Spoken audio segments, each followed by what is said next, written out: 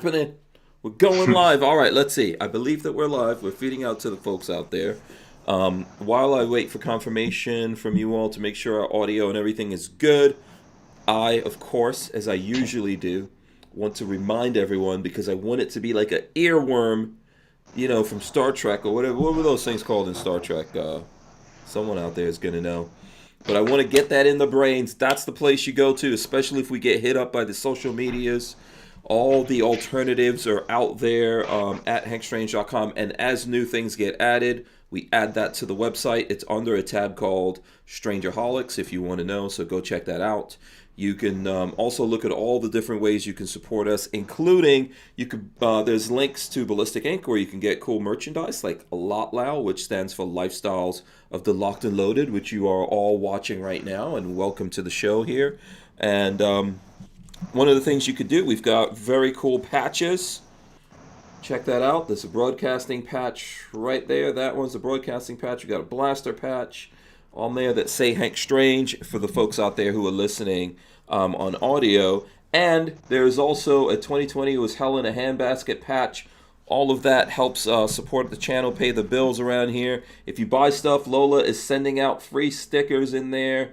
This is we've got a grenade version of our logo. So usually my patches and stuff like that are going to be some version of the logo. So you can also get your hands on that. All right, let me load these guys up. Let's get everyone in here and smash the open button and jump into the show. Welcome back to the Hank Strange Situation. All right, guys, make sure you subscribe to the channel. Smash the thumbs ups. Ring the bell so you can be notified every time we go live. We are live right now. And we've got a new guest here, Jordan. And Jordan, we do jazz hands. We do jazz hands. Everyone has to do jazz hands. There you go. It's an icebreaker. We're taking it back from the terrorists. And we are live. I hope you guys have your big girl panties on out there. As folks are coming in, please smash the thumbs ups. If you need a shout out or something like that, let us know and we will take care of that for you. Big shout out to Barnauls, makers of performance steel case ammunition. And big thanks to them for sponsoring the podcast and helping us to put this out here like 5 times a week. 2 hours every night. That's what we're doing here. So we appreciate Barnauls helping us out with that. All right. So this is episode 708. And my guest is Jordan Vinrow of JSD Supply. There he goes. Welcome to the show, Jordan. How are you? What's up, everybody? How's it going? Good, man. Good. Thanks for coming on. I first heard of you through a mutual friend, John Crump. So for folks out there who are watching this, if there's something we don't cover and you want to know about JSD Supply or Jordan, you can go check out John Crump's podcast, and you'll get more info there. So how was that show, man? You have fun on there? Good, yeah, it was a lot of fun. Yeah, it's the first time I've met John and everything, so yeah, a lot of good conversation. And yeah, he's a good dude, man. He's working hard. Guy. Yeah, working hard for the Second Amendment out there. My other guest tonight is Rolando, Puerto Rican Pistolero. What's up, man? What's going on? Hey, not too much. Just hanging out. Glad to be back. Absolutely. Welcome back. I saw you were on Clover Attack. Was that last night? Yes. Well, how did it go? Yeah, it was. It was good. It was a lot of fun. Yeah. Clover Attack's a good guy. He regularly jumps in the chat on our show, so yeah, it was cool to finally get onto his show and have a chat. So it was fun. Yeah, absolutely. We see him over here from time to time as well. We have him on the show and all that kind of stuff. Cool dude, without a doubt. Shout out to all the folks out there. Let me see. I see there's folks coming in here. Pew Tang Clan, who I think this is his first time, says, I only own 2 thumbs. He says, be right back, gonna take someone else's. Oh, awesome. We appreciate it. Shout out to Vanessa Kitty, who I did see checking out our community poll that we did last night. Survival Will says, how did your survey work out? And if you guys actually want to see the result of that survey, I can actually pull that up here in a second. Let me see. I'll pull it up and show everyone. So if you want to know what we're talking about, one of the things I was looking into this, and obviously we're being severely, how should I put it here, shadow banned, I guess. by YouTube. So Mm-hmm. there's a couple of different ways that, from what I'm hearing from people, you can do to help out with that. One of those is using the community tab. Don't know if either one of you guys are aware of that. So we decided to start using that a little bit. Here, I'll share it with you. If you want to see, if you go to our front page on YouTube, Lifestyles of the Locked and Loaded, make sure you subscribe if you haven't. You click the community tab right there, and there is a poll there. And basically, I think we had like around over 100 votes. I'm trying to see if I can see that here, but sometimes I see it, sometimes I don't. And it looks like, so basically, this was talking about so I'm going to read this off. Let's get this right this time. Help us combat the YouTube overlords by liking this poll. Simply vote in the poll and like the post, and we will exploit a glitch in the YouTube algorithm. Babyface told me about this. So we wanted to get people involved in it. The question was, are you subscribed on YouTube? So 87% of the people said that they are. 2% said they follow us on Facebook. 8% said, what is Lotlal? Never heard of that. And I am not subscribed to Lotlal and don't follow WMMF as a podcast. 4%. And we got 61 thumbs ups from that. It is yet to be seen if that does truly help us with the algorithm. But the basic idea behind this, if you guys are curious about it, YouTube is trying to do this poll thing because basically Google copies everyone. Mm-hmm. Right, so there's other folks out there, Facebook, etc., doing polls. YouTube did it. People tried to use it in the beginning. It kind of like was horrible and slowed everything down, and then people stopped using it. So YouTube, instead of making it better, decided to.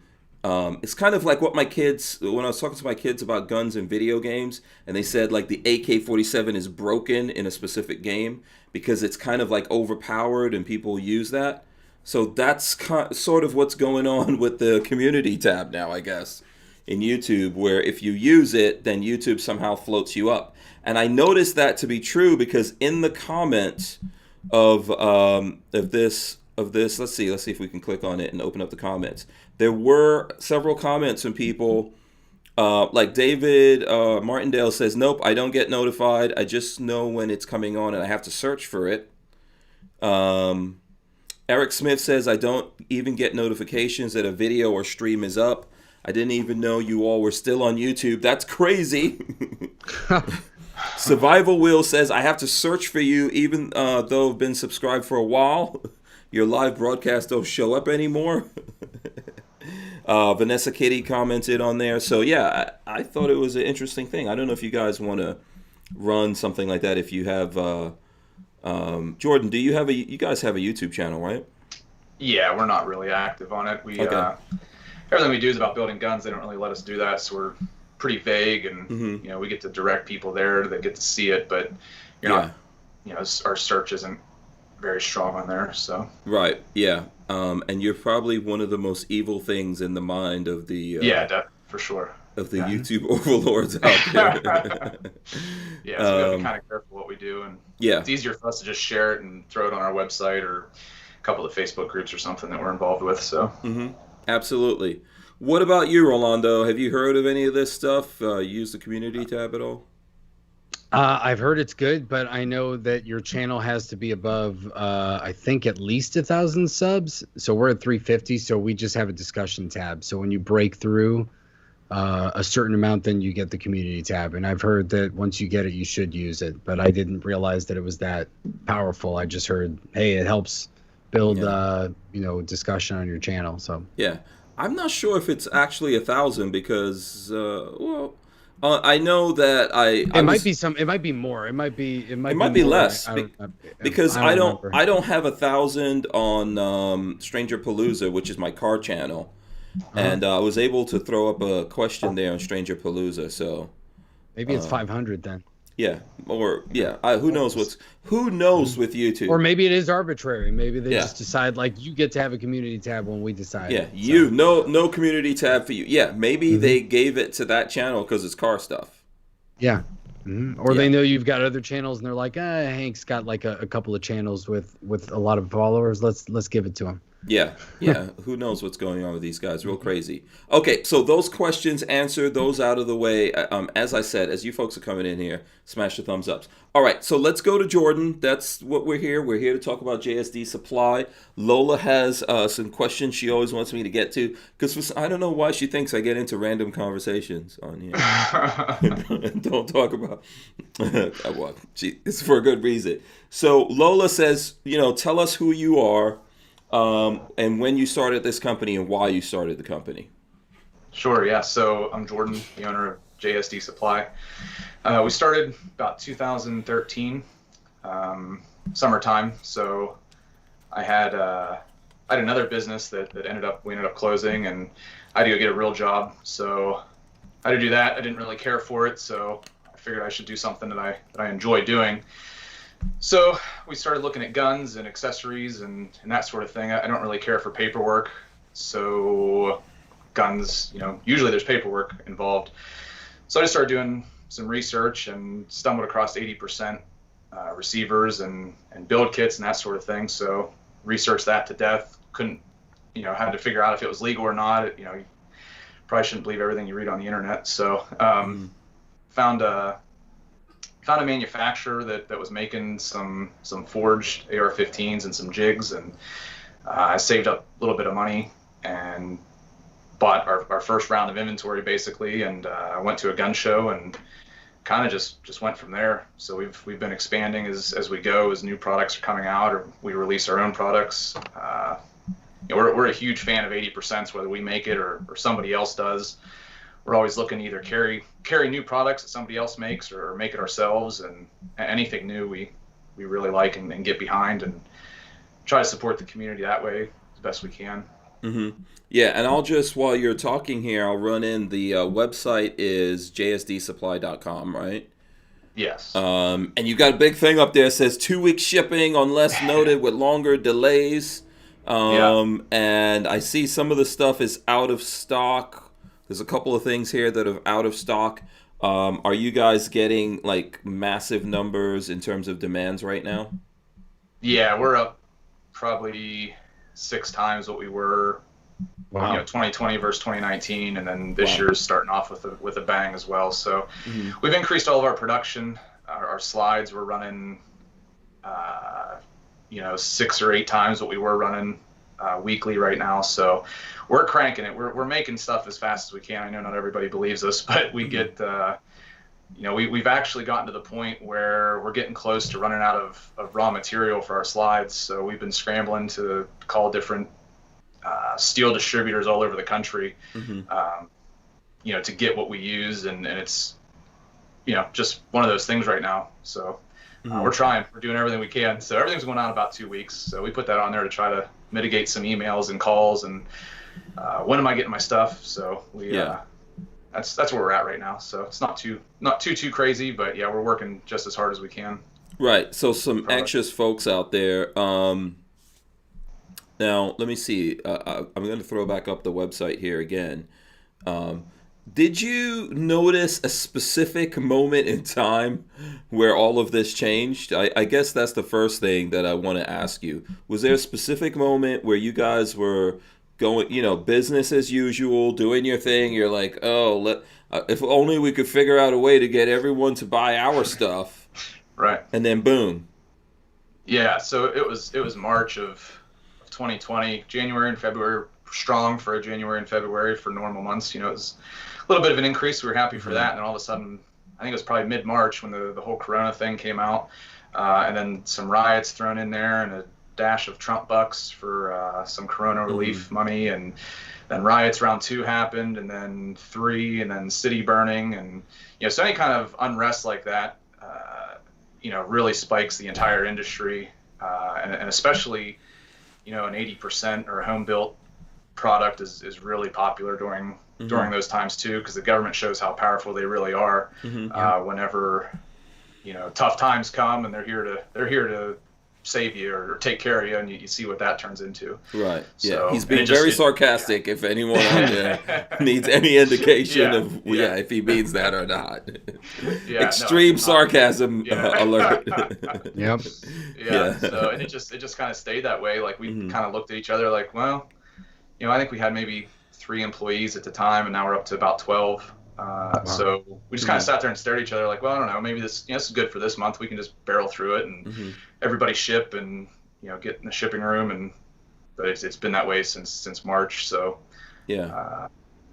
No breaks, no days off. Like seriously. No, not really. Yeah. We have kind of like a day crew and an evening crew. So we're looking at expanding our building now as well. So just kind of push through it. So.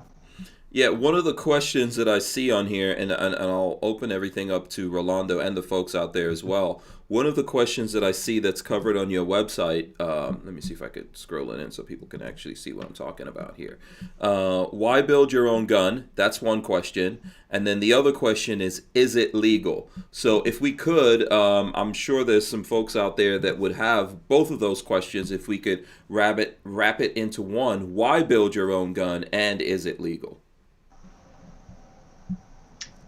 So why build your own gun? I mean, because you can, really. It's yours. It's off the books, quote unquote. So I think it's a true statement of freedom too. We have that right to do it. So I think everybody should. If they want to, they should. Same as buying a gun. If you can own a gun, you can create your own. It has to fall within the guidelines of everything else. So semi-automatic, no short-barreled rifle, that sort of thing, without the proper, NFA tax stamps and that. Is it legal? So that was part of it, I guess. Also, it depends on where you're at too. California has some different laws. Different states are different, so you really need to check that. Generally speaking, federally, it's legal to build whatever you can go to the store and buy. So that's kind of where you got to start, and then shave it down to whatever state you're at, or even city sometimes could possibly have some different regulations. Carrying is different in certain states. New York has to be serialized, has to be on your carry permit. So things like that. So it's local stuff that you really have to be concerned with. The federal is pretty easy to understand. So generally speaking, it's legal. Yeah. Right. Exactly. So for anyone listening, if you're curious about this, there are specific laws that allow people to do that. Now, there are also states that have specific laws disallowing people from what we all believe are their Second Amendment rights. But in general, people should have the right to make things, right? It's like saying, well, you can't make a bow and arrow. Well, what are you talking about? I mean, there's no special technology there. You shouldn't have to be just a manufacturer to make something. There's also the whole idea of invention. Like if you're stopping someone who's not in the business. So there's people, if you're in the business and you have a manufacturer's federal firearms license, yes, you can make things. But you never know. There could be someone out there tinkering with things and they invent something, right? And then they go make things. But the idea that you can't make your own bow and arrow, your own knife, your own guns, all of these things are really rudimentary, simple things that have been around for, I don't know, I think firearms, 1,000 years or something like that. I mean, so there's that whole aspect of it, right? And lots of people have a sense of confusion about this. And then the states are making these laws because they're like, well, there's lots of bad guys out there doing this, and we can't keep track of the bad guys. But I don't think the bad guys in general use 80%ers. They can get their hands on things, brand name things manufactured, So I don't know if either one of you guys want to jump into that conversation. Yeah, no, go for it. Okay, yeah. So, criminals. I mean, criminals use all kinds of different things, like you said, knives, bow and arrows. I'm sure there's plenty of crimes committed and murders done with the bow and arrow. Bricks, bats, bricks. Yeah, exactly. You're, beating somebody to death with your hands and fists. So, and we've all seen the numbers. We know that the deaths and murders from firearms are very low, compared to different other horrible things, I guess. But, just because a few people are bad or do bad things doesn't mean that the 99.9% of the rest of us should be, penalized or reduce our rights because of those few people. Take care of those few people, and the rest of us will be just fine. For the amount that we sell personally, and then the amount that I know, sell nationally, there is virtually zero crime done with an 80% built firearm. And at the end of the day, a serial number doesn't do anything. Like Ohio, you can go into the store, buy a pistol. If I want to sell it to you, whatever, 6 months down the road, I just sell it to you. As long as I don't think you're a felon, it just transfers from me to you, just like, whatever would. A lawn chair at a yard sale. So it stops at some point. So serial numbers don't really do anything. And you see some people crying about these need to be serialized. That we'll be able to track it of where it goes, but you can't. And if it gets stolen, you don't know who stole it, obviously. So the serial numbers is kind of a joke, I guess, in that regard. It's funny because I was in jury duty. I want to say about a year ago, and it was I mean the case was resolved, but it was a drug dealer case, and the perpetrator had a Glock 26, and one of the questions was, well, can you print it out or check the serial number? And they're like, it was stolen gun, it was never reported stolen, so there's nothing we can do. And prints actually usually don't come off of guns that easily, so we can't even prove that he touched it. So I was like, oh, that's all interesting stuff to know. So it kind of goes to your point, like serial number doesn't matter. If it's changed hands multiple times illegally, nobody's ever going to know. They might be able to find out the very first person that bought it, but even then it's tough to figure it out. That'll be the FFL, and that's about it, maybe. Right. So yeah. And I think, or they'll just scrape the serial number off because they're a criminal and they don't care. Yeah. So that's even more likely. Yeah. Yeah. You already stole it, so what's the difference? Yeah. Exactly. They got nothing to lose. Yeah. There's always a workaround for the bad guys out there, the people who want to commit crimes. As a matter of fact, all these prohibitions create like a whole industry for bad guys out there to get things to folks, right? So there's no way of actually stopping that. By the way, you got a shout out from Tactical Toolbox. Nice. What up, man? Yeah, Jonathan's out there. Shout out to Jonathan, by the way. I saw him out at the Gundies. Spent most of my time hanging out with him and talking to him, which is always fun. Yeah, we need to get him here on the show. Lola, you got to talk to him and Putang Clan and get both of those dudes. Lola. Yeah. Speaking of Tactical Toolbox, he's made some videos about making your own guns. And part of this question, right, was like, why should you build your own gun? So I think one of the reasons for you to do something like build your own gun is just you learn how something works. Like if you could, anything that you like, that you're passionate about, if you can, even if you really don't like that thing, it's always a good idea to actually get your hands in there and try to build it. And I think guns is one of those things because they look so simple, but you find out that they're not really that simple when you start doing it, right? Definitely. If something breaks, you know what's wrong with it, or if something's malfunctioning, you know why the striker's not sending, and the spring maybe is off this way or that way, and you know how to take it apart. You can check it without going to the gunsmith and him charging you whatever. It's not that much probably, but still it saves you a trip from going out. And if you want to upgrade something, that looks really cool, but I don't know how to put it on. Well, if you build it, then you can change anything out. It's just like a car, or anything else like that. So yeah. We get a lot of people that like father son or mother daughter or whatever. It's a fun project for them to do too. Just and then go shooting afterwards. So teaches us safety. There's all kinds of different things that are involved when you're building a firearm. So yeah. I would totally agree with that. I would say everyone should do it. And I think we've already said it here, it proves that the genie is out of the bottle. So they could take these things away and you could make them again. No matter what they do, they cannot end your ability to do that once you get into it. And you realize the simple side of it and the reason why it looks simple, right? Basically, you need a barrel, you need a projectile that goes down there, and something that causes that projectile to start moving down that barrel, right? There's dudes, we've been building them for a long time. I think the Chinese started doing this a long time ago after they discovered gunpowder and fireworks and things like that. They figured out they could do it. You got muskets and all kinds of other black powder guns. Dudes making these in prison. They make guns. You know, and then the legends about, you know, the jihadis in caves in Afghanistan making guns out of shovels or whatever. Yeah, an AK shovel. Yeah, exactly. Right. Yeah. So, Alabaster Figueroa says zip guns and slamfire have been around a long time and are pretty simple. I mean, like TFB has like every month, or they did for a while, articles of like zip guns that were confiscated all over the world, and you see some crazy stuff that guys make. So, yeah.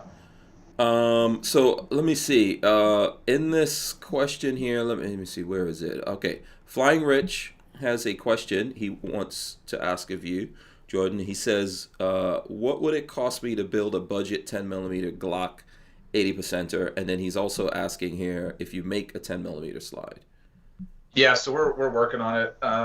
It'd be in the $500 ballpark, give or take, $10, $20, something like that. It just depends on where we have to source barrels, because we're not making those right now. But we're just trying to keep up with 9mm right now. So, so I don't know. I couldn't even give you a date on when we'd be able to do it. 2 months, maybe. I mean, it's definitely something we're wanting to do. It's just, you know, we just have such a huge order for 9mm's. It's taking up all of our production time. So okay, yeah. So if you find it out right now, maybe $600-700, just because everything's kind of high. You can find it, you know. So I don't know.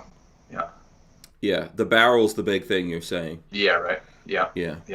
And I'm guessing 10mm barrels not really readily available out there.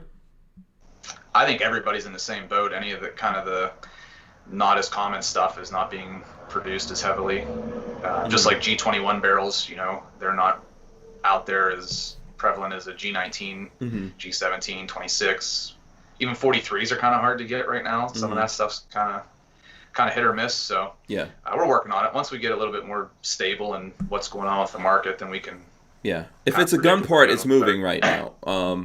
Yeah. Clover Tax says, "Good evening, Hank, Jordan, Rolo, awesome chat people out there." From Clover Tax, shout out to Clover Tax once again. Yeah, so 10mm, man. Yeah, you know. There's rumored to be some 6-hour P320 10mm coming too, so I haven't seen that actually hit the market yet, but we do a P320 80%, so I'd be all over that. Whoever wants to sell me some of that stuff, I'll buy. Yeah. Whatever you want to sell me. So if we go back before all of this stuff, you know, before everything got really crazy, right? Was there a high demand really for 10mm stuff? So I know there's lots of people like, oh, make it 10mm.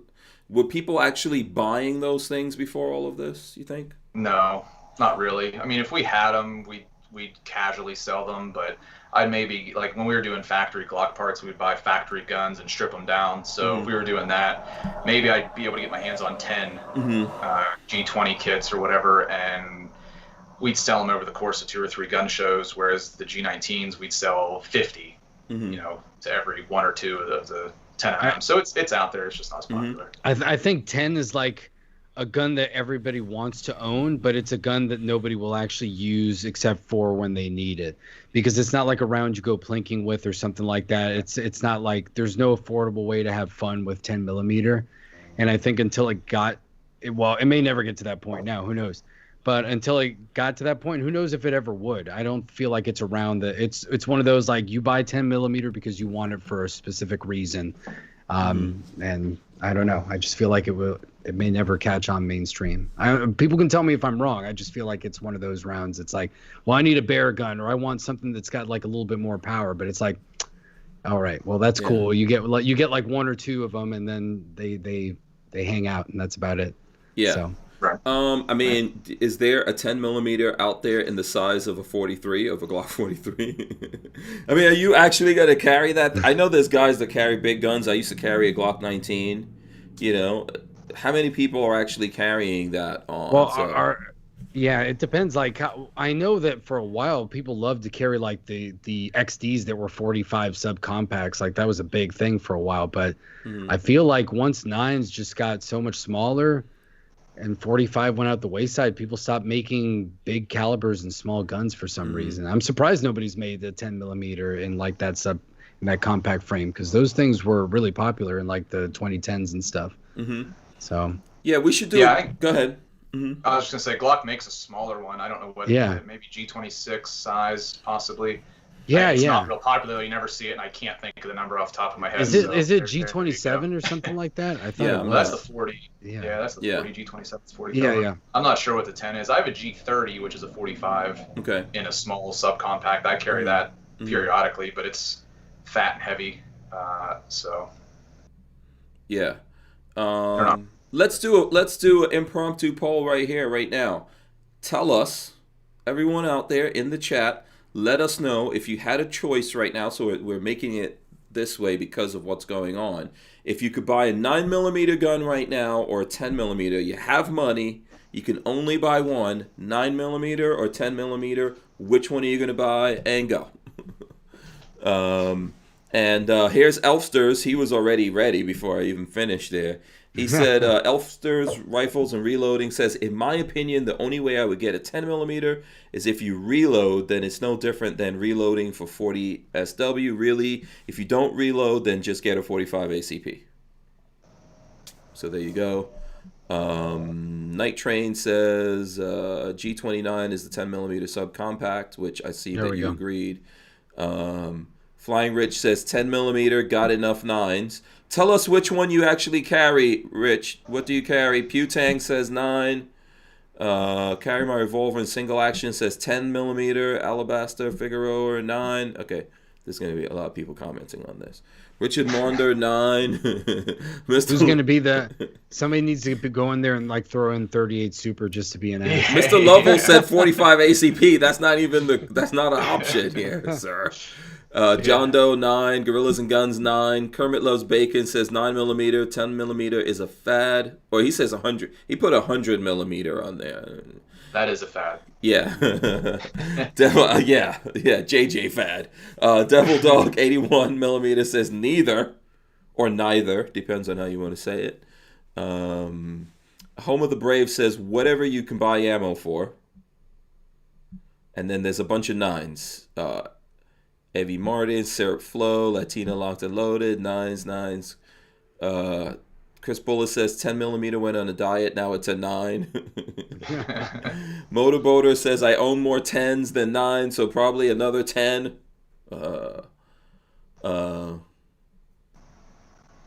If you own more 10s than 9s, he probably has like every single 10 that's been made. Yeah.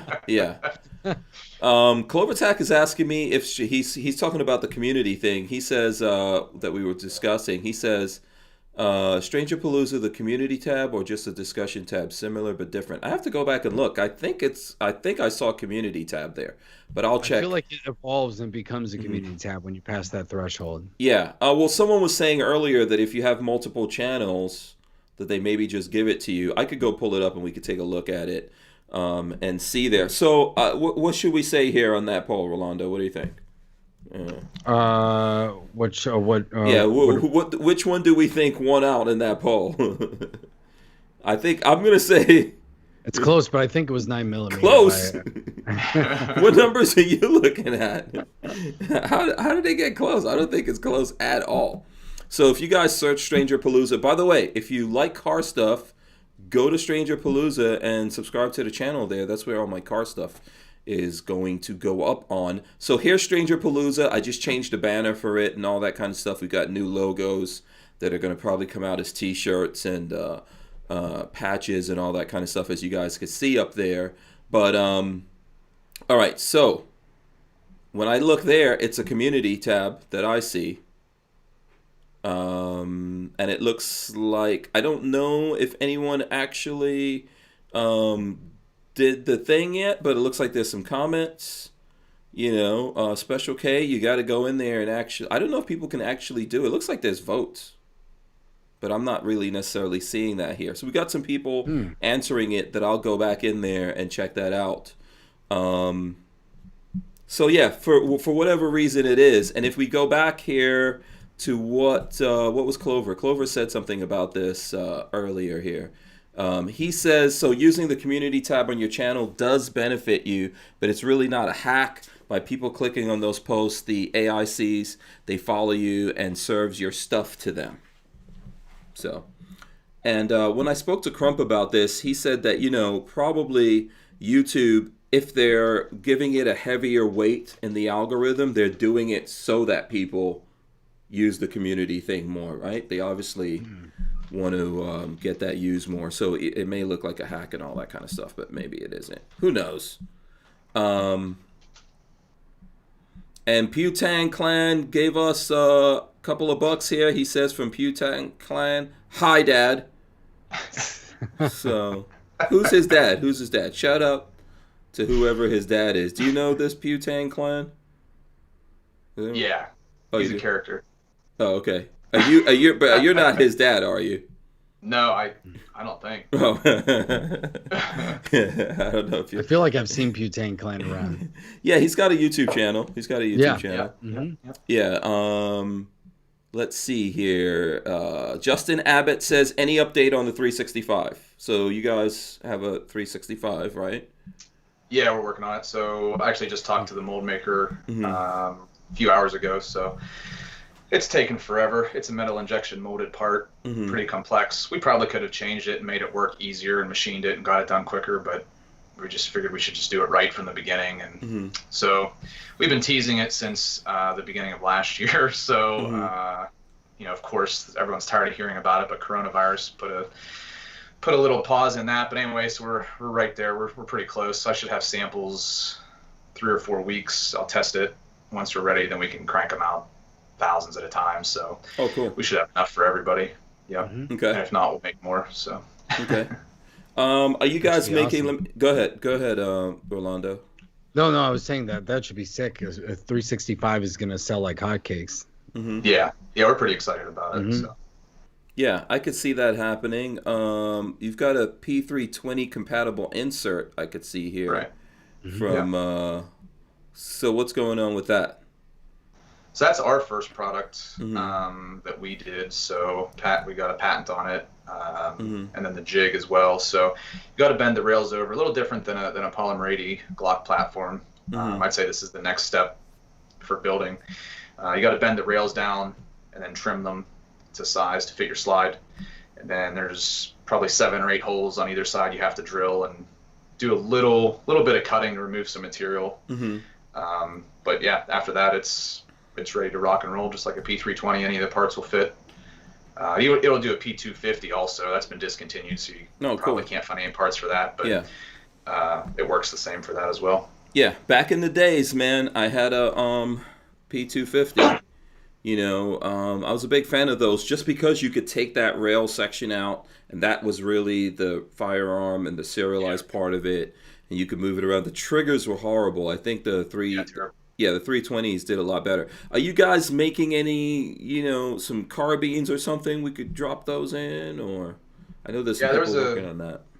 Yeah, we're not. We leave that up to some other people, but they are firecontrolunit.com makes a pretty slick one. And then there's Flux Defense or I think that's Flux Defense. They make another similar thing. Arm band, arm brace type of extension. So there's a lot of cool stuff out there. B&T makes a folding stock. It's like a pistol with a folding stock on it, pretty streamlined. So there's a bunch of different things coming out for that. The fire control unit was supposed to be coming out with an AR-15 that would drop the 320 fire control unit into it. So I think that's been delayed from the coronavirus stuff too. I saw kind of a prototype at SHOT Show last year with those guys. So they have it working. I know that they've made a couple functioning prototypes over the summer. So I'm hoping to see that. That'll be a fun piece there. I'll roll up Fire Control Unit's website here. It looks pretty cool. Yeah, it does. Actually. It does look cool. I think there's something to be said for the modularity of that, right? Especially if you can get the trigger right. Yeah, this looks cool. Yeah. Yeah. Very interesting. You know, I think this kind of stuff can go a long way, man. Um, I don't know how heavily it's adopted in a civilian market, much less, like military dudes who tend not to like anything new at all. But I think that kind of stuff is really cool, especially for the people out there. And instead of jumping through all these hoops, you can basically just have all these. I don't know what we want to call them, but all these units that you could just drop this frame into, or the fire control unit, I guess, drop it into there, and then you got different guns. Well, it's like what you can do with a regular AR. You just have one lower, and you can switch the upper for depending on what you want. If you want like a regular carbine 16-inch, or if you want to put a 20, old school, A2 kind of build, but you don't necessarily want to build it out entirely. It's pretty cool. So it's the same thing. You can do it with your handgun fire control group the same way you can do it with your rifle. Yeah, and get more use out of it, and only have one part that actually needs to get registered or actually background checked. Yeah. So when this stuff is cheap, people are like, "Well, then what's the point of that, dude?" Yeah. Yeah. When it's not so cheap, or if you live someplace where there's a lot of regulations, a lot of laws, a lot of infringements that make it difficult for you to get your hands on things, hey. It makes it easier. Okay, so Imposter has this question, Jordan. He says, are you worried that the feds will ban 80% lowers altogether? Obviously, this is one of the things that we heard about from Biden talking to the ATF that's on the top of the list. So what's your thoughts on this? I was a little nervous. The first time in the almost 8 years or whatever we've been in business, the first time I got nervous was right around the election. Right when Biden got elected or whatever. So I don't have a concern right now. We've just doubled down again on what we're doing. So let's just say that he does, okay, just for the sake of conversation. There's no way they're going to stop home-built guns. Whether I'm selling you this stamped piece of metal that's going to be a P320, or I sell you a flat, because I have designs of it as a flat, and I have bending jigs to start from a cutout piece of flat steel to finish this. So you're not going to ban me from selling a flat piece of steel. And then also, as far as the polymer frames go for a Glock or whatever else is out there, you can 3D print it. Yeah, we're going to print them out. That's how it works. Yeah. Yep. So no matter what happens, there's going to be parts. They're not, I don't think they're going to regulate slides and barrels and triggers. So we're always going to make that, and maybe we just change our motto a little bit and design it around the 3D printing industry. So it's never going to stop. Technology is always going to be 20 steps ahead of any kind of gun control. They're never ever going to stop home-built firearms. So yeah. Now, there's a couple of things I would say to that. First of all, if you take a look at the HR 5717, that's basically everything. Yeah. Everything is rolled into that, including 80%ers, including people manufacturing their own firearms, right? I mean, those guys want you to have a license to buy a firearm in the first place, or to even possess one. They want you to have that. And then they want you to get licenses to possess ammo or buy ammo. There's everything thrown into that. I think, I'm with you, though. I think ultimately, no matter what they do on a federal level, or what they try to do, people are just not going to comply with that. And perhaps what they're going to do is make everything worse, because, we have a Second Amendment. We have a ton of infringements on that already. And there's folks in politics on both sides of the aisle, I think, that are just not satisfied with that. They just want to keep pushing that and going further. And I think what that's going to do is make people break and go, no, forget it. That's it. We're done. We're not even going to deal with you guys at all and comply with anything. And I think that's more destructive, and they just can't see what they're getting up to and what they're doing. Yeah, definitely. I think mass non-compliance is the only thing they understand. There was, I forget if it was in New Jersey or Connecticut or something I forget the details, something with AR-15s. You had to register them and bring them down to the police station and do whatever.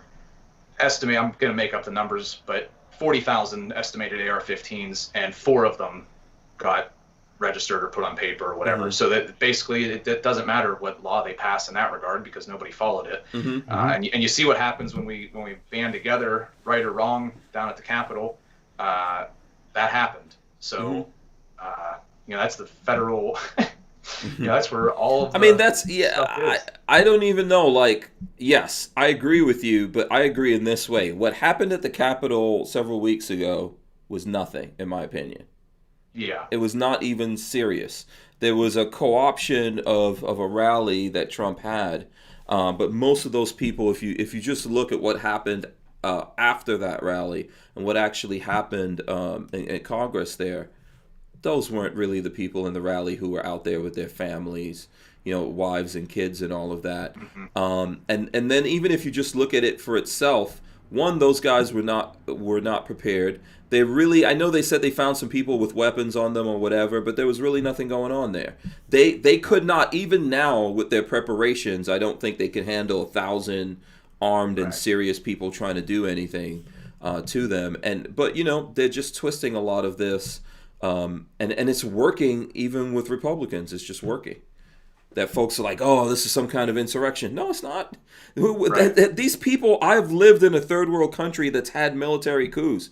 That looked nothing even close. Well, look, it's like we're seeing this everywhere now, and it's funny because some people mentioned it earlier. What's going on with GameStop with their stock price right now? That's the same thing. It is the people said, we're not going to, hedge funds, you guys want to bet against companies and screw over people with their 401ks? Let's all, just for the heck of it, buy a failing company's stock and pump our own money into it. And now the hedge funds are freaking out, and some trading websites stop trading on it. Why? Because when the elites get punched in the face, now we have to stop everything. I bet they're going to try to create regulations now. I think TD Bank or TD Trade or whatever, Ameritrade said, maybe we have to put things in place now that if we see people speculating on social media, we immediately stop trading. I was like, so you guys can do insider trading and all that stuff. But if we start trying to do the same thing, now you have to change the laws. So it's the same thing. It's rules for thee, not for me. So we're starting to see it everywhere, not just with guns and all that stuff. And people are waking up and they're saying, no, we're not going to play this game. Yeah, can you break down the GameStop thing? I think Babyface was telling me about this, and I was looking at a little bit of it from the beginning. A little bit. Yeah, I don't know entirely how it started, but there is on Reddit. Reddit is like the forum of the internet.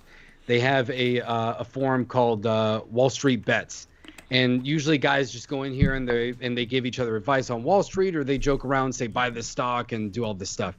So I guess one guy, I forgot what his name is. I think his name is Roaring Kitty. I guess he's this big guy on Reddit. We all have crazy names on the internet. Right. So he's like, hey, everybody should start buying GameStop right now because some of these huge hedge funds are betting that it's going to lose. So let's basically screw them over, pump up the price, and pull them out of the market and use their own game against them because they do this crap all the time.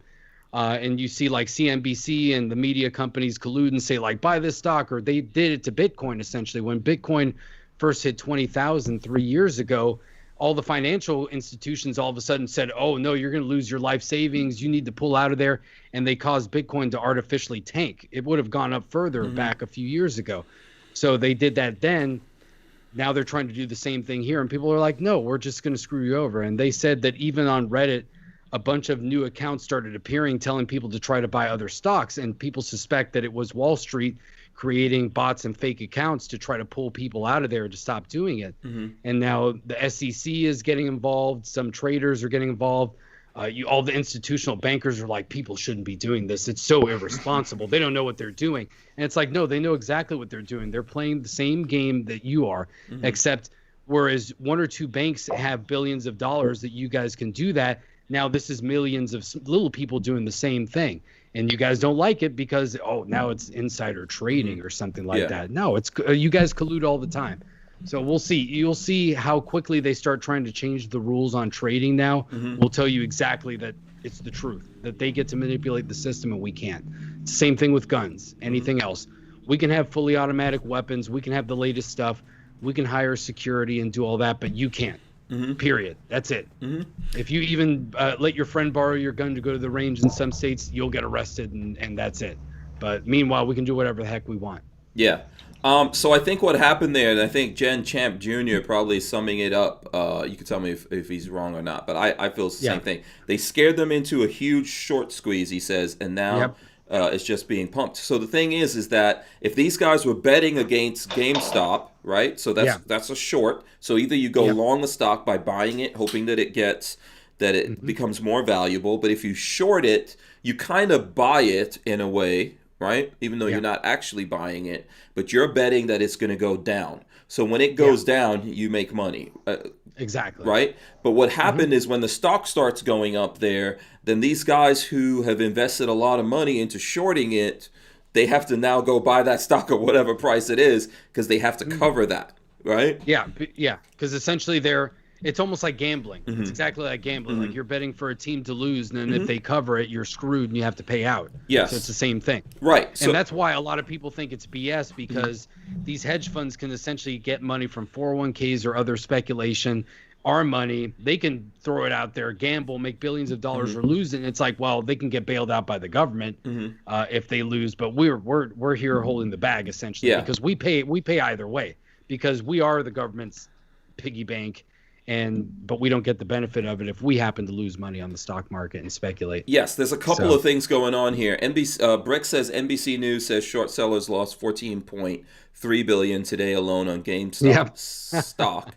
And I think when this first came out, it was like $4 billion or whatever, right? Yes. So one thing I would always say to people, like when it comes to trading and all this kind of stuff, it's just like the real estate market. The people who involved in the trading, so Wall Street in this case, they make money no matter what. They make money when you go long. They make money when you go short. If you're losing money, they're making money. They make money. But yes, you're right. They have friends and people that they have relationships with and sometimes this is the thing about the news, right? To me, I don't trust any of the traditional news that exists out there. No. I stopped trusting them, and this may sound crazy to you, but I stopped trusting them when I started seeing news anchors, like legitimate, quote unquote, legitimate news anchors in frickin' movies. When I started seeing them showing up in like DC movies and Marvel movies and this movie and that movie, talking about some crazy thing that doesn't even exist, I was like, these guys are actors. And the reality is this is what they are. And they have their own friends, and they're kind of like what they call in the trading business, talking their own book. A lot of times that's what these folks are doing. So the other thing I want to say about this, when it comes to these guys out there, now lots of people on Reddit are shit talking in the first place.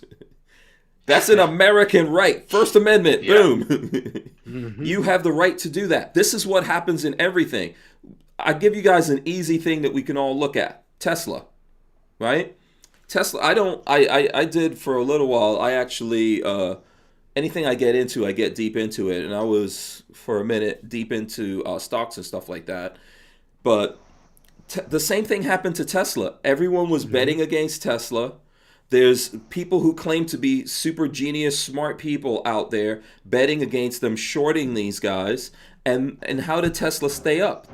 Well, one of the reasons is a lot of folks out there, just like with Apple and other companies, there's a lot of people who are like, no, I own this thing, I'm driving it, I'm going to invest in it.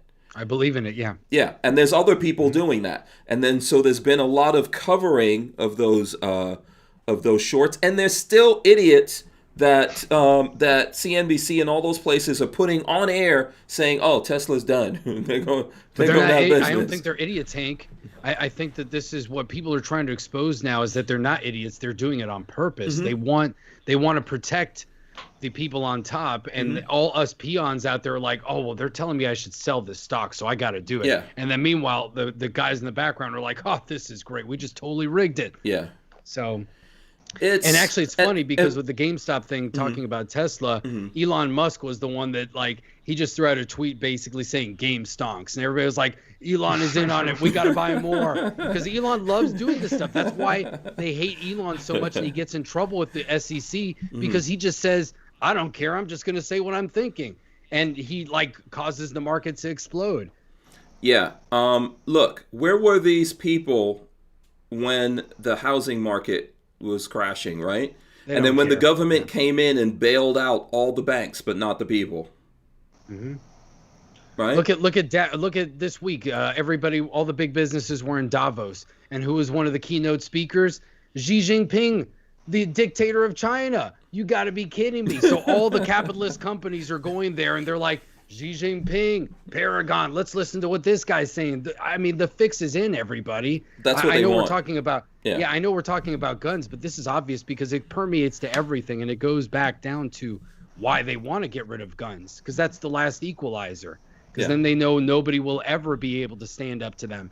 So as long as we have them, they can wag their fingers, they can do what they want, but they know, like, we still can't really get them. Like, we can't get them yet because they still have their guns. So we know that, like, we can't push them past the last limit. Yeah. So first of all, if someone's wondering why we're talking about something that's not guns, because gun guys are not one-faceted, single-faceted creatures, right? We're multifaceted people. And we're into a lot of different things. So, and I think, yes, it does come back to it. Like, I always tell people guns are a gateway drug to freedom. And if you believe in freedom, this kind of stuff makes you mad, right? If the people cannot participate in the market the way they want to, and then the government gets to come in there and control things to their own satisfaction, and you have politicians, right, who have something at stake here. We've seen it many times before, that a lot of these guys just go into politics so they can figure out what's going on here. And if they don't do it, people in their family are trading off of these things. They could do that. They can manipulate things and do whatever they want. The people cannot do it. If the people cannot do it, and if we keep getting shut down everywhere that we turn, we have no choice but to turn to our guns. End of story right there. Yep. Okay, Brian Quick says, "Where's Hank Cybertruck?" Okay. I have a Tesla Model Y, if anyone is interested in knowing. Lola has fallen in love with that thing. She drives it mostly every day. I think it's actually pretty cool. The Cybertruck's not coming out, I think, until I think it's coming out at the end of 2022. Or maybe in the beginning sometime of 2022 they may start building them. I'm like number 285,000 on the line, if anyone is curious to know. So I don't think I might see that thing until 2023 or whatever, right? Like an actual option to get that thing, because I don't know how many they're going to build the first year when they put it out. I'm assuming maybe 50,000, maybe 100. It's hard to say. Yeah, it's hard to say. I mean, who knows? It might. I have a feeling it's going to go. If anyone is in doubt that Tesla's going to build that, I'm just going to tell you, don't bet against them on that one. They're going to make that Cybertruck, and they're going to sell a crap ton of them. I think they took 700,000 pre-orders. So yeah, something like that. They got the factory started down in Texas too. Yeah, those factories factories broke ground on that not long ago. Yeah, factories are going up like crazy. Where's that factory in Texas? Outside of Austin? I don't know. I think it is Giga, Texas. Yeah, and I think that's where they're going to make the Cybertruck. Yeah. And then they may make a slightly different Cybertruck for Europe or anywhere else. But they're Giga Berlin is going up real fast. They're putting up factories everywhere. They are going to make that thing. And then it's a lot like, look at the C8, right? The Corvette. Yeah, right. For a long time, people were like, yeah, make a Corvette for the younger dudes. When I say me as a younger dude, it's kind of, I'm not the old school dudes who are like in their 70s. I'm going into my early 50s. And I want something different. I want my Corvette to be like a modern supercar, versus the older guys wanted their Corvettes maybe to be like sexy muscle cars or something. I wanted to be. So I wanted mid-engine. Corvette actually developed that, made it, and put it out there. And I guess because of coronavirus, which is a theme tonight, they didn't get that many out there. Do you know those things are selling way over retail? They're selling somewhere like, if you're lucky, 20,000 over retail, all the way up to $50,000-$60,000 over the retail price, because Corvette can't make enough of them. Yeah, I've barely seen any. Yeah, and they look awesome, by the way. I don't know have you guys seen them on the street? Yeah, no, I've seen them down here. Yeah, today was a crazy day. I saw one of the new C8s. I saw I saw like three. I saw like a Lamborghini and two Ferraris, but that's like a normal day in South Florida. Just driving. Yeah, I was just about to say, man. Seriously. But it was like, but it's crazy because I saw more of the same Ferrari than I did of the Corvette. So you're right. Like I see more Ferraris and Lambos around here than I do the new Corvettes. Yeah, that's how rare they are. Man, look, I like Ferraris. I don't want anyone to think I don't like a Ferrari, but I'm more highly likely to get that Corvette, and I think in a lot of ways it's better. Well, I feel like Ferrari's kind of like the common man supercar. It's the most common of the supercar. I see more Ferraris than anything else around here, so for me, Ferraris aren't a big deal. I don't listen. So, once again, sir. That's how it is in South Florida, man. Ferraris are a dime a dozen. Now, I'm more surprised when I get more excited when an Aston drives around because they're actually much rarer than a Ferrari around here. For some reason, because most of the Aston Martins are broken down somewhere. Yeah, probably. That's what's going on over there. I've even seen a few of not just the Fisker Karma, but the new Karma. Now that's just the Karma or whatever they call it. I've seen a few of those, and I was like, wow, this thing is crazy. Like, how have I seen this car down here? I've actually seen like 2 or 3 of them. Yeah, in Miami, you're gonna see. Maybe it's the same. Maybe it's the same guy. Yeah. Basically, all the cars in Miami belong to a rental agency. That's what it is. Yeah, everybody. Those dudes. Now, where I live in the country, and I'm sure where Jordan lives, he's in Pennsylvania. Where I live in the country, I'm just seeing a lot of pickup trucks.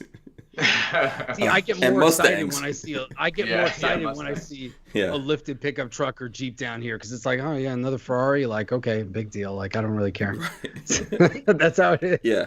It's crazy. What do you see? What are you even into cars, Jordan? I don't know if you're. Yeah, I got a buddy that has a C8. He has a blue one. It's the first blue one I've seen. It's like I don't even know how to describe it, but it's sweet. Does he like it? He loves it. He just put it away for the winter, but away for the oh my god, that's a car. Yeah, terrible. yeah, right. But I have a Tesla Model S P100D. Oh, so cool. Oh, you were early. Yeah. You've been in the Tesla game for a minute. I just got it last year. I bought used. I'm not. Oh, okay. Hard status or whatever you guys are rolling there, but but I got my Tesla used. It was only like a couple of months used though, but hey, I'll take it. They don't lose their value that much. No, not really. Yeah. So you're enjoying that? Yeah, autopilot's the best. I drive like 4 minutes to work, but Elon takes the wheel and I just kind of relax, check some mail. Yeah. Like it too. So it's fast. It's just unbelievable. Yeah. One of my favorite car guys that I look at is in Pennsylvania, Street Speed 717. Do you ever? I know this is a random question, but do you ever run into him? No, I think he's out towards Philly, maybe. Oh, okay. He's supposed to be a gun guy, from what I've seen. He's like a gun dude, from what I hear. Yeah, I've seen some of his videos, but yeah. He doesn't do too many videos on guns. I think he's done a couple. Okay. But I mean, he's always out there giving away cars. I think he gave away like 3 of those Corvettes already. Oh, nice. Wow. Yeah. So, but yeah, man, those things are sexy. I've seen them in person. Ridiculous. John Crump. Go ahead. Oh no, I actually heard because the C8s are so hard to get. I think it was North Carolina or South Carolina. One of those states gave them away for the lottery. But they didn't actually buy the car in advance. So they had the cash, and they were like, well, we'll just buy the car whenever we choose the winner. Yeah. And then no dealer was like, no, we're not going to give it away for like 65 or 70 grand that they're saying. We're selling these for like 100 grand. We're not going to give it up. And so they had to like figure it out. And I was like, wow, that's pretty funny. Yeah. It's like he won the car, but he couldn't get it. Those have sold for 120. Yeah. Yeah. Crazy. Yeah. John Crump gave us $5 here. He says JSD Supply, use code Crumpy for a discount. Nice. He's the best. Yeah. Oh, you were thinking. I was thinking something with a B in my head also, but the best is a good way to put it. Shout out to John out there. He obviously already has a code for JSD Supply. We're gonna have to get up on that. We'll have to get a code for you guys out there. Crump is no joke, man. Yeah. Let's see. FOIA anybody yet today? Oh, he's a FOIAing machine. I love it. I love it. You know, he's over there spitting those things out like crazy. He's got the printer all day. Yeah. Yeah. So let's see what other stuff. I know we got sidetracked here for a second into you know, yeah, Jen Champ says, I wouldn't be surprised if the media turns this into some BS to get hold on Reddit. I don't know, man. Is Reddit easy to take down like that? I don't know. Well, Reddit is weird because Reddit for a while was like, I would almost call it libertarian. It was kind of like the internet itself. But then obviously with, Donald Trump coming in, it made people go crazy on either side. So I know that the Donald was like the biggest subreddit, most successful for a while. And like the Reddit moderators pretty much got them excommunicated off the platform, and they started their own website. So I think a lot of like the progressive internet culture guys kind of took over Reddit.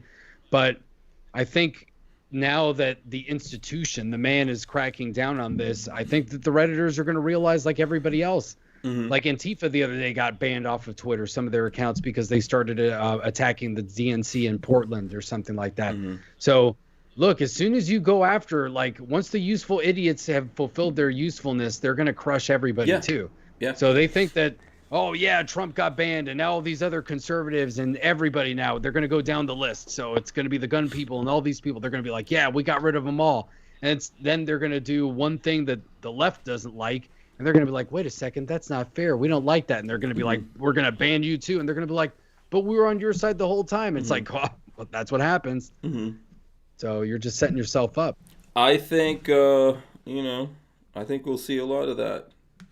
Of course. Yeah, all communists, the communist motto, crush all dissent.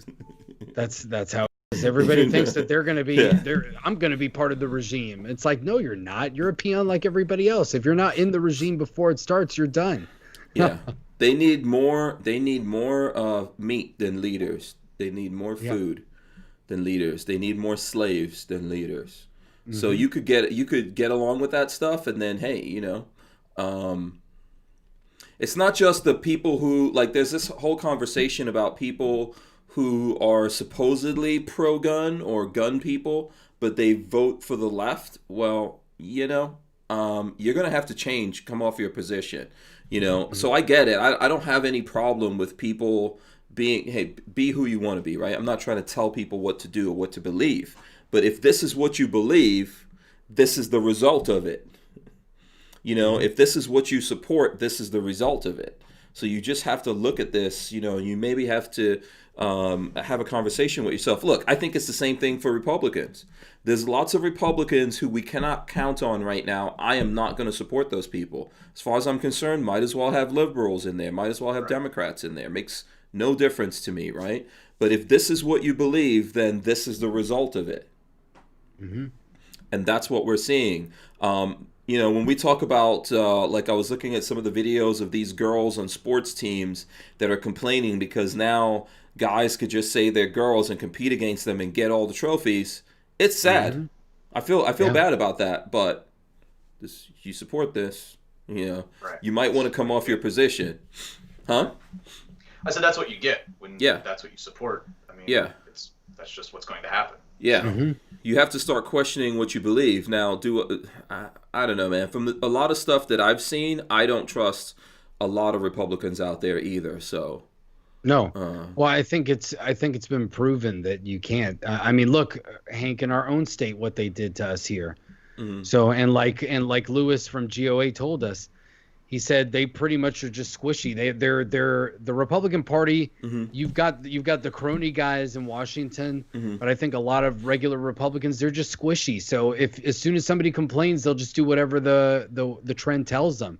So we just need to be the ones that complain, and they'll start voting for what we want. That's kind of the difference. So we have one party that's totally against us and one party that doesn't stand for anything. So we might as well at least co-opt the one that doesn't stand for anything and force them to do what we want. And if they don't, then we say, to hell with both of them. Let's move on from here and do something else. But I think that's kind of where we're at. I think we just put force on the Republicans because I think we saw a lot more engagement in this election from people that were never politically engaged, and they might feel disenfranchised, but it was also the first time that they played the game. So you can't give up after playing the game once. I get it. Maybe national elections, you're done with that. But the local side, we can win. We can still win that. And that's where most of these battles are being fought. The feds can try to do what they want. It's really the states that are going to enforce everything at the end of the day. So if we keep the states pro-gun, the feds can scream and do all this stuff, and eventually they won't be able to do very much. So that's what we have to focus on. Yeah. Do you want to jump in here, Jordan? Yeah, I mean, I think the local, even local, down to your county stuff is huge, huge, huge. You know, you see a lot of stuff lost in cities, in different industries.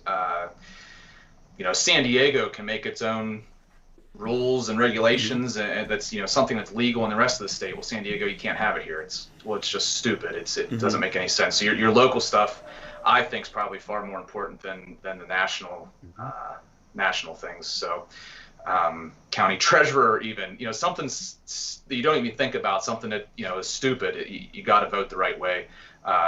Whatever side you're on, whatever you think the right way is, you got to vote for it to keep it going from there on. So yeah, absolutely. I mean, that's true, and that's your first line of defense. So we're thinking, like, you know, we're thinking, okay, the first line of defense, we normally would think, oh, it's got to be the feds and who's president and what these guys are doing up in Congress. Well, if you're really worried about it, what are they going to do? If they want to come get it from you, at some point they have to show up somewhere near to you, right? And this is what you want to think about, and this is where you have the most effect over. Who's your mayor? Who's your sheriff? Who's your, you know, who are your in your state, the politicians that go to, you know, to your, like, state senate, etc., right? Your state Congress. Who are the ones you send out to Congress or to the Senate to represent your state? You have some control over those kinds of things. But I believe that we have to make sure that if there's politicians out there and they are not, you know, I don't think that the Constitution should have any kind of, like, dabblings in politics. What's in the Constitution? That's in the Constitution. That's not political. And once you start trying to take things apart in there, and people agree with that when it comes to a lot of different things, right? If it comes to freedom of speech, well, people used to agree with the freedom of speech thing. I don't know if they agree with it anymore. So I think that's the way that we should all look at it. And the Second Amendment is there for a reason. And if you have people like, you know, if you have even Dave Chappelle understanding that, you know, that hasn't gone away now because Trump's not president and Biden's president. Okay, that's still in effect.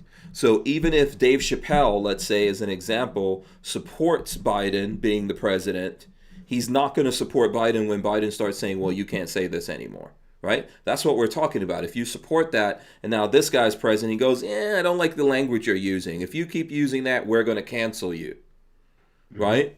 Well, you still lose your freedom, and ultimately it's going to come back around to it that if you want to fight for your freedom, you know, you're going to actually have to fight for it.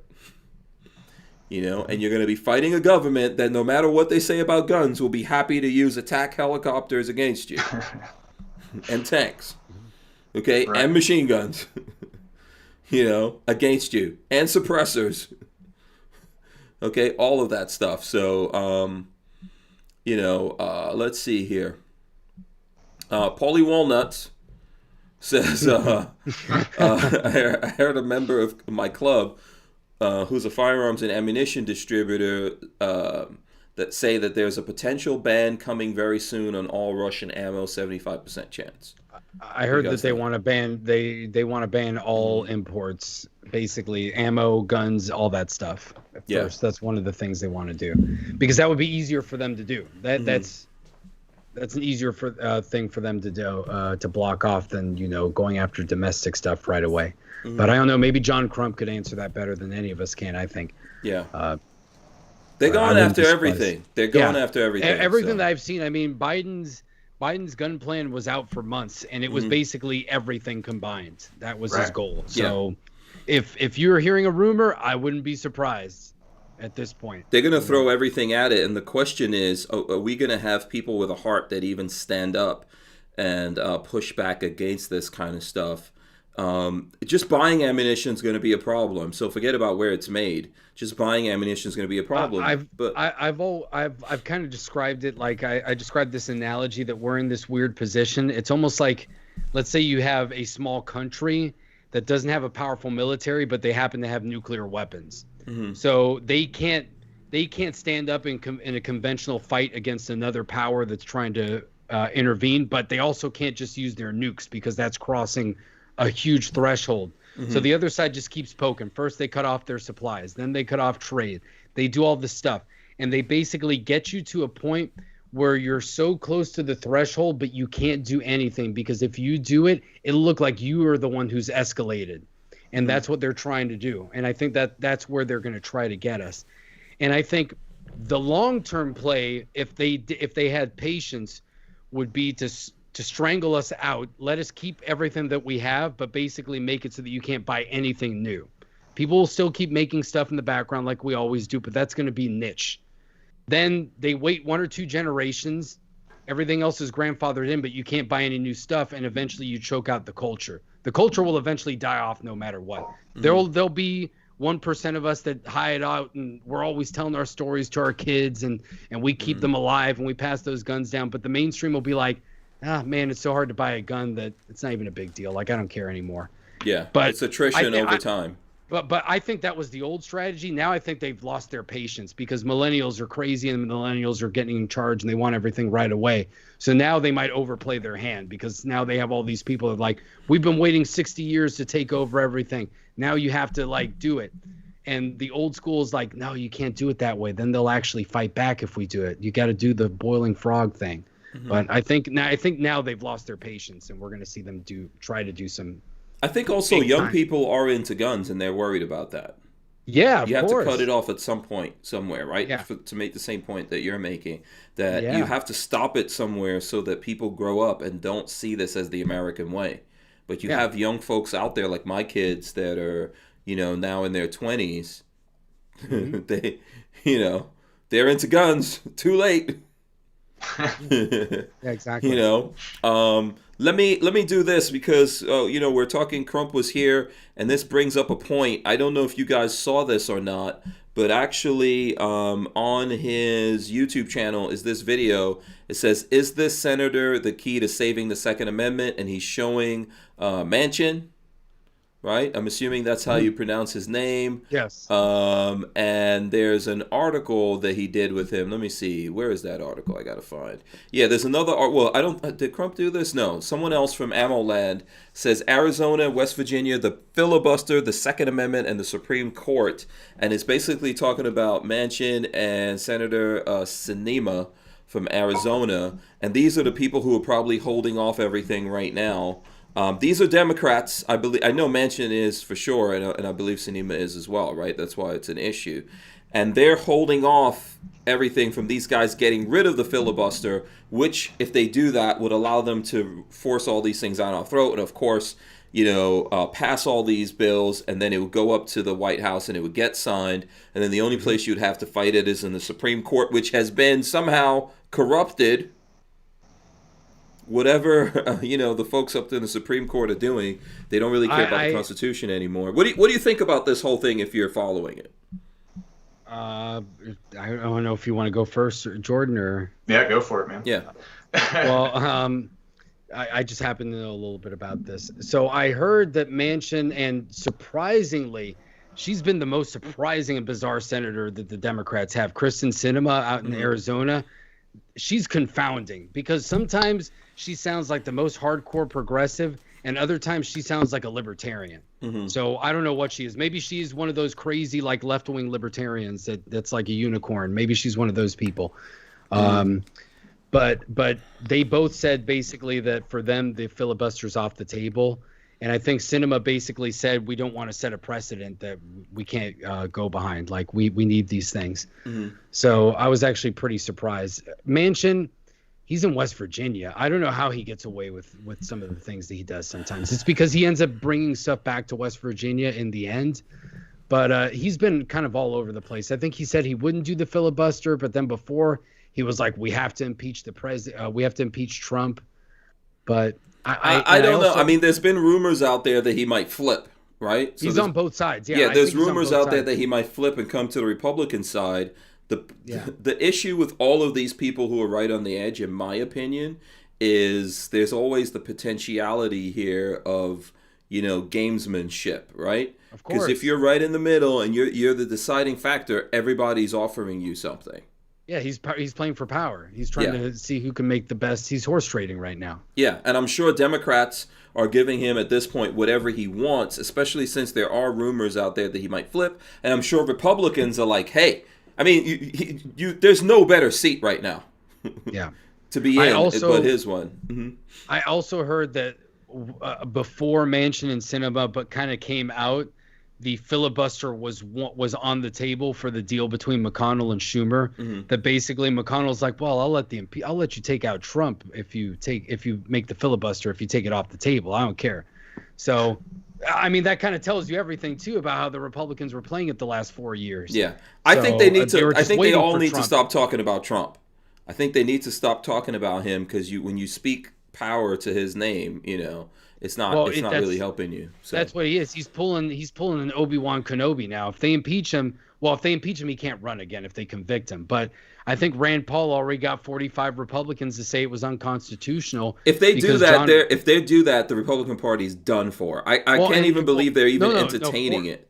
No, 45 Republicans said this is an unconstitutional impeachment because John Roberts already said he won't preside over it because he's not the president anymore. There's nothing to do here. Let it go. So then the Democrats are like, well, we'll make the president pro tempore the president preside over the impeachment. And the Republicans are like, that's BS. There's nothing in the Constitution that he's not the president anymore. You can't do this stuff. Now you're making it up.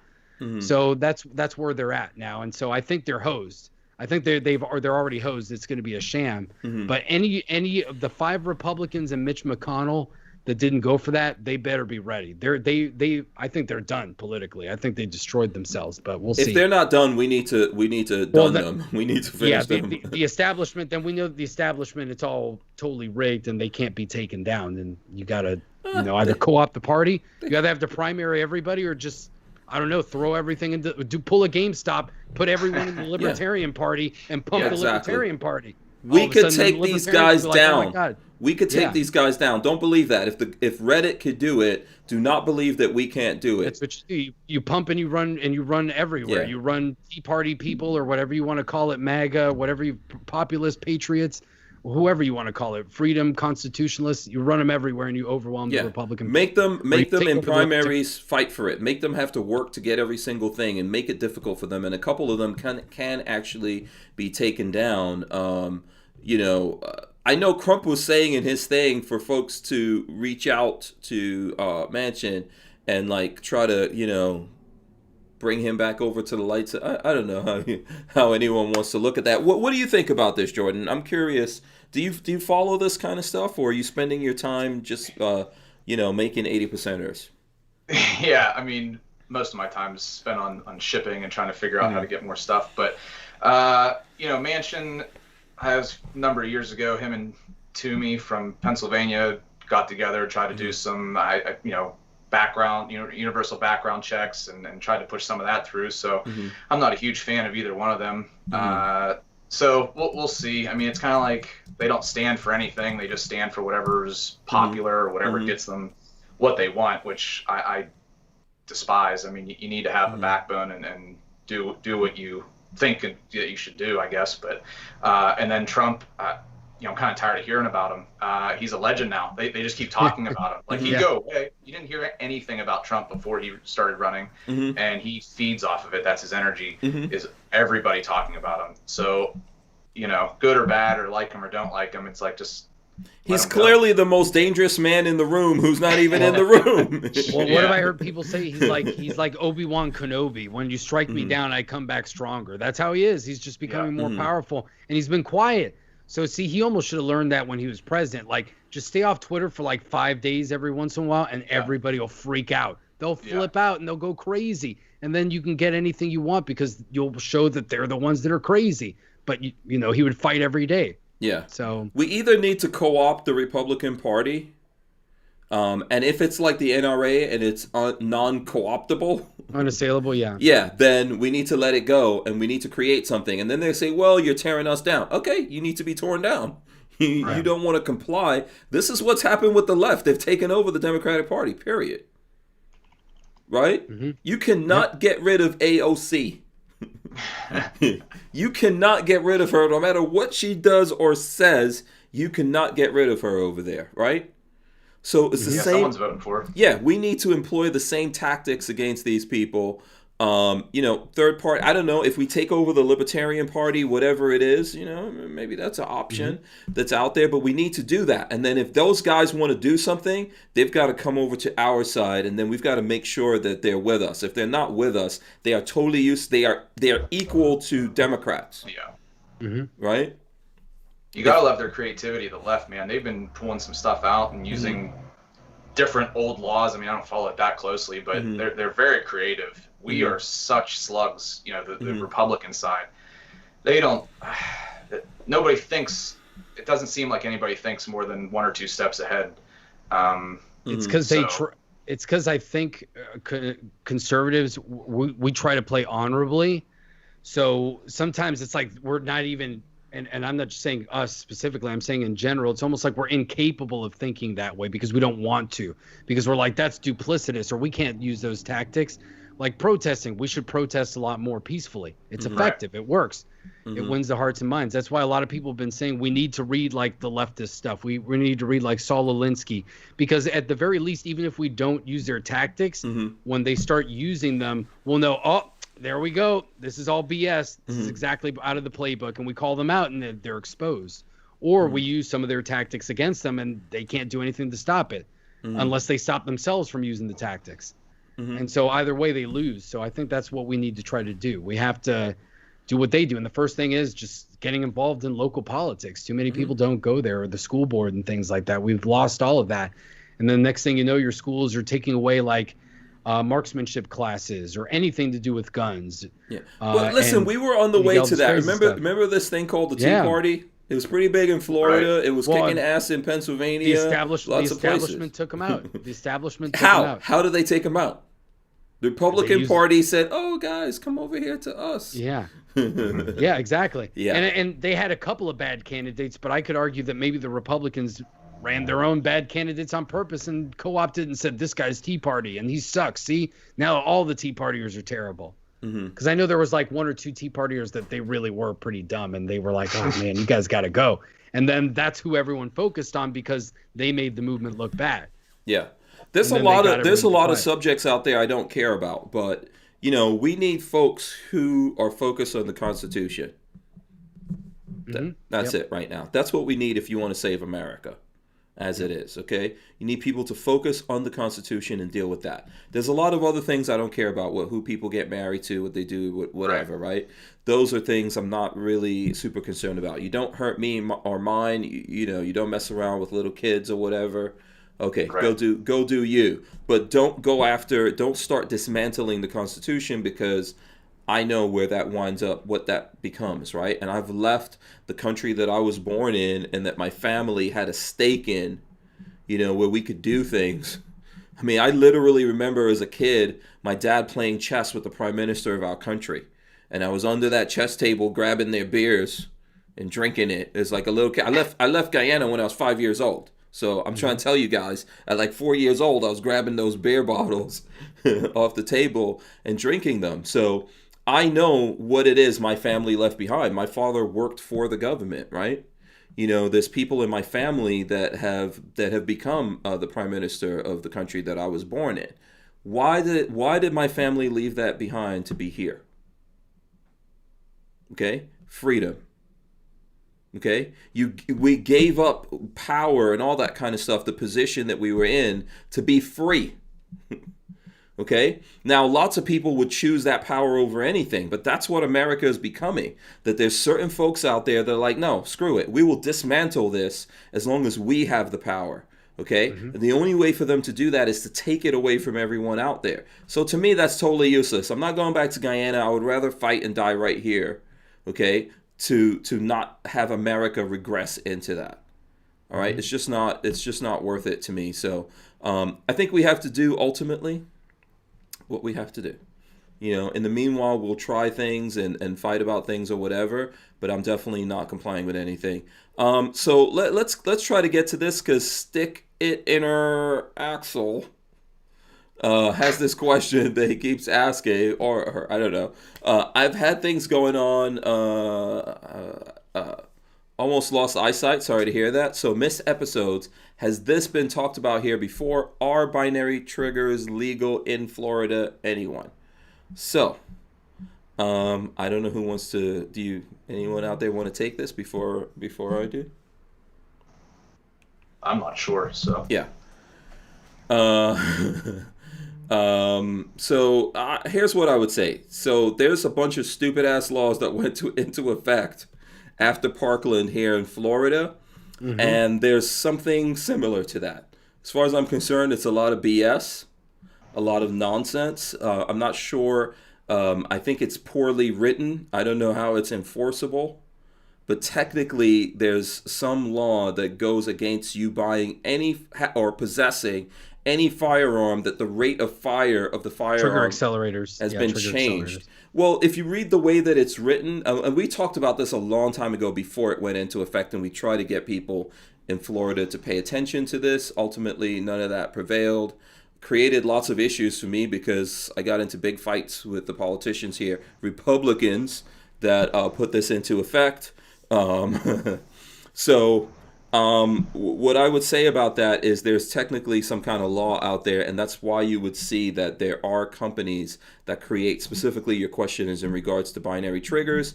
They don't deliver those binary triggers to Florida, right? Because there's some kind of law. But when you look at it, there's a lot of BS in there, and I'm not really sure how or if they're even going to enforce that in the first place. Because the way that it reads is for example, let's say you're a two-gunner, 3-gunner, and you get a trigger, and you adjust that trigger once you buy that gun to make it faster, then that's against how this law was written.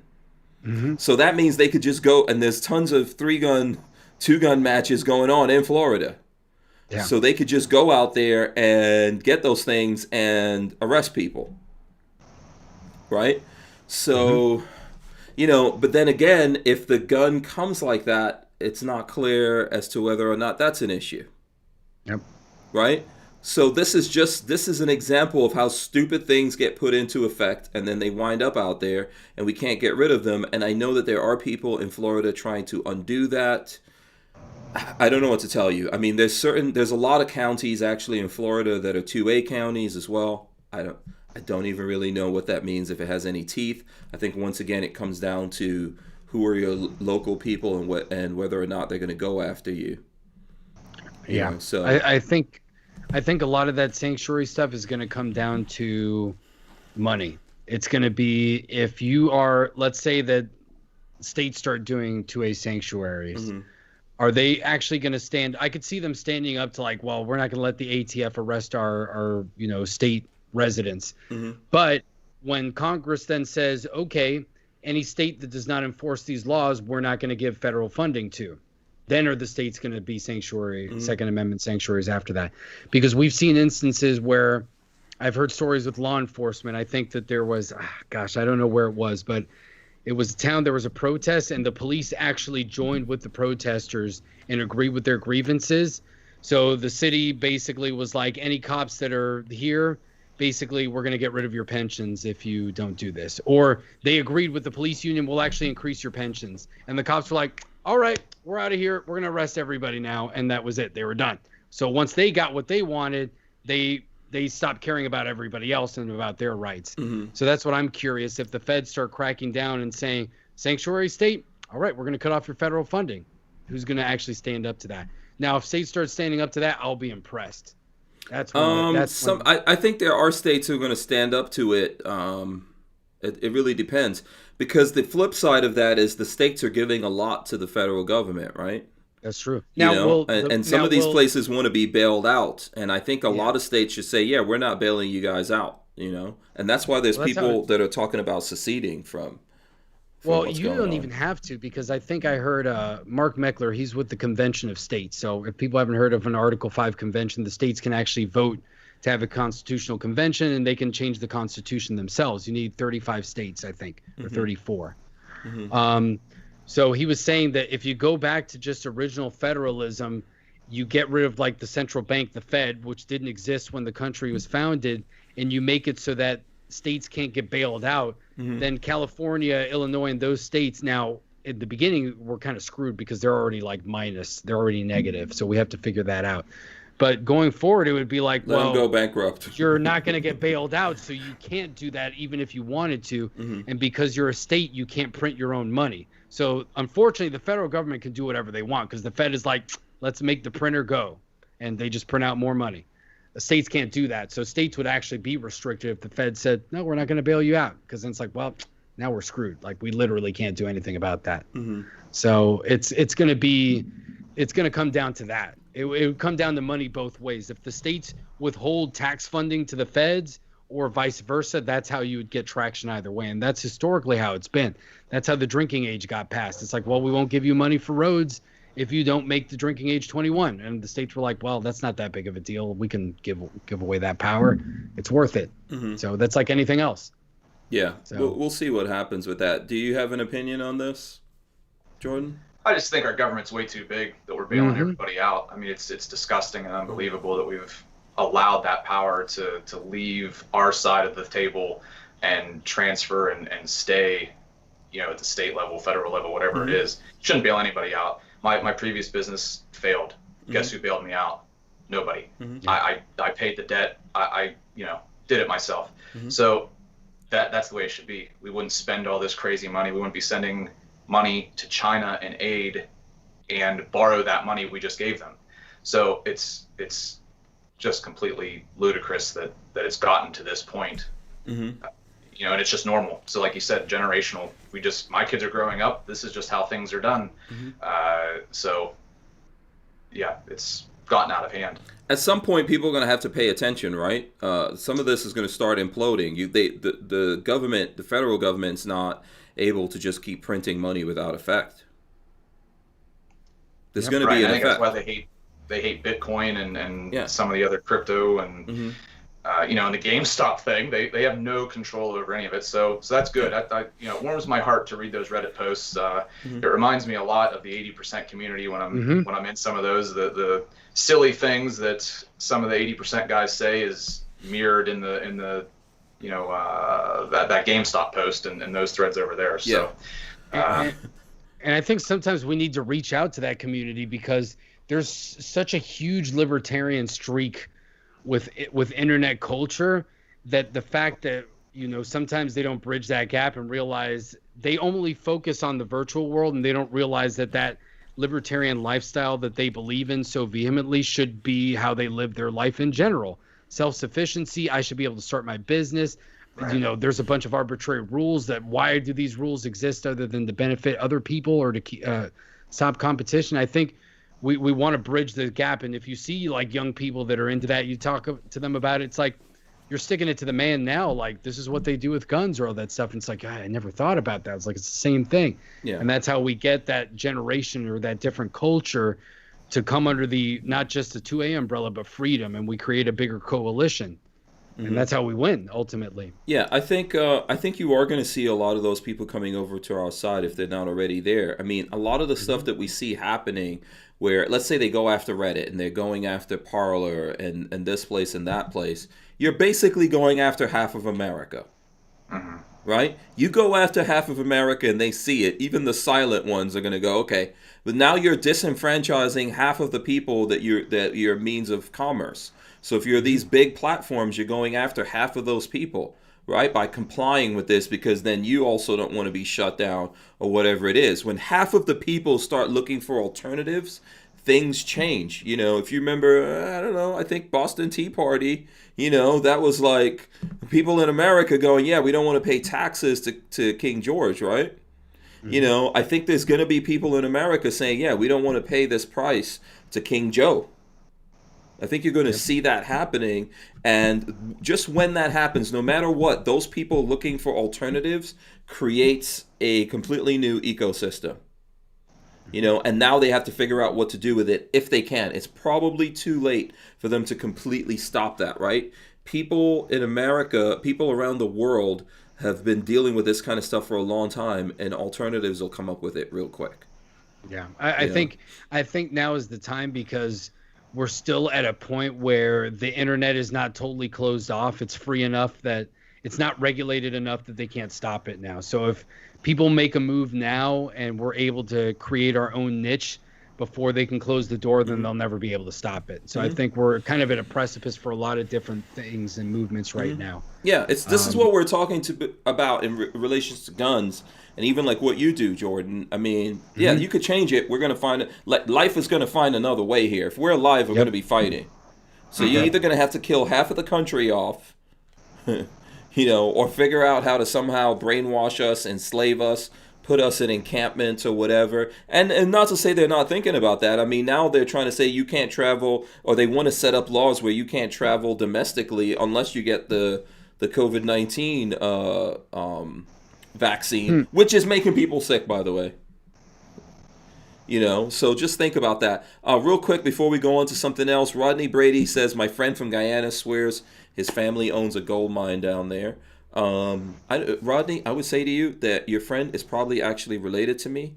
I do have a couple of uncles that own gold mines and all kinds of stuff in Guyana. Guyana is rich with natural resources. There's a lot of oil off the shore of Guyana. There's gold, there's bauxite, there's all kinds of things inside of Guyana, to be honest with you. If you look at that part of the world, that part of South America, there's a lot of stuff there, man. Diamonds, all kinds of stuff. But the people are still suffering. There's more waterfalls there than anything else. So, like, my dad was supposed to be in charge of building hydroelectric dams to create power and all that kind of stuff. And that's how we wound up leaving Guyana and going to England. They have lots of natural resources, and it's a beautiful place with beautiful people. I'm a prime example of the awesomeness. But I don't live there, and lots of people don't. I'm sorry, go ahead. One of my good friends growing up was from Suriname, so I actually know a little bit about that area. Yeah. So. Yeah. They run like a bush plane company out there, getting supplies into the jungle. Someplace being awesome like that means nothing. Yeah. It means nothing if like most of the people are suffering there, right? Mm-hmm. It really doesn't mean anything. There's lots of AIDS in Guyana, and there's people who they get AIDS and they hang themselves. I have family members that have done that, right? You cannot own guns there. If the government feels that you have guns, they have the right to come into your home to look for those guns. There are people, that's just created this market where people are looking for guns, right? And so, for example, there's someone in my family that was in the military and sold his gun to someone and was facing a firing squad, for doing that. So I'm not saying I agree with that either. China and lots of other countries are heavily in there. Like the drug cartels are heavily inside of Guyana. There's not a lot of people in Guyana that are native to it. Guyana is 75% Amazon, so forget about the gold and all that kind of stuff. What's in the Amazon, the creatures, the plants, and all that kind of stuff, even more valuable. What is it doing for a beautiful place? And then if you think about all that, change that over to America, which is a big, beautiful place with lots of different ecosystems and all that kind of stuff, right? In terms of, you've got Florida, you've got California, you've got all these different places, a massive, breadbasket here. And we want to go the direction of all these other places. And what's going to happen to America? There's going to be other countries around the world that are just going to come in here to get the resources. That's what that thing, the Boston Tea Party, was all about. So, Richard Monder over in England says, Hank, 2024, King of Ghana. That's also a place. That's where Lola's from. Also a place with lots of resources. Not interested in it. Not interested in it. I want to rock and roll here in America, and I don't need to be a king of anything, man. I just need, I just need to be free here, to be myself, right. And that's really important. And I want that for myself and my children and my grandchildren in the future. And I'm willing to fight for that, if that's what it comes down to. I'm willing to die for that. And I think there's a lot of people in America that also feel the same way. So. All right, what do you guys want to get into here, Jordan? I know people were asking about new stuff coming out. SHOT Show's kind of like we're in the SHOT Show period. Were you guys planning on coming out with new stuff that we all don't know about? Yeah, some people know if they follow me. I kind of talk about some of it. Okay. So the P365's next. As soon as the stinking mold gets done for that, we'll start cranking away there. So that's the next one. After that will be a CZ Scorpion carbine. Yeah. So we sent that down. So part of this whole issue, and it always comes back to the government. Any of my heartache comes from them. So I've sent submissions down for a determination letter for anybody that doesn't quite understand how this works. We take a firearm, we figure out, or the ATF tells us what the receiver is, or the serialized portion. We take that, we kind of back out the features that make it a firearm. So like for a Glock, it's 3 trigger pin holes and a blocking bar for the guide rod and a blocking bar for the rails to be installed. So we can create that. As long as those parts aren't present in the receiver, it's not a gun. So we have to send down what we think is not a gun to the ATF. They take forever to come back with an answer. I've had one submission for, I'll call it 2.5 years. It's been probably longer than that. And then 2 other submissions for 1.5 years. So, that's halted my business to grow and release new products. So, anyway, so that's where we're at with some of these. The CZ Scorpion's one of them. That's one we can actually 3D print. There's several guys that have 3D printed the receiver part of that. I've done it. I've shot it. It works just fine. Sweet. Yeah. So part of my plan before the 3D printing stuff really took off this last year and a half was, if I don't get approved on that receiver, we were going to release our files and still make all the rest of the parts and basically sell you the parts kit and the file to go and print your receiver half.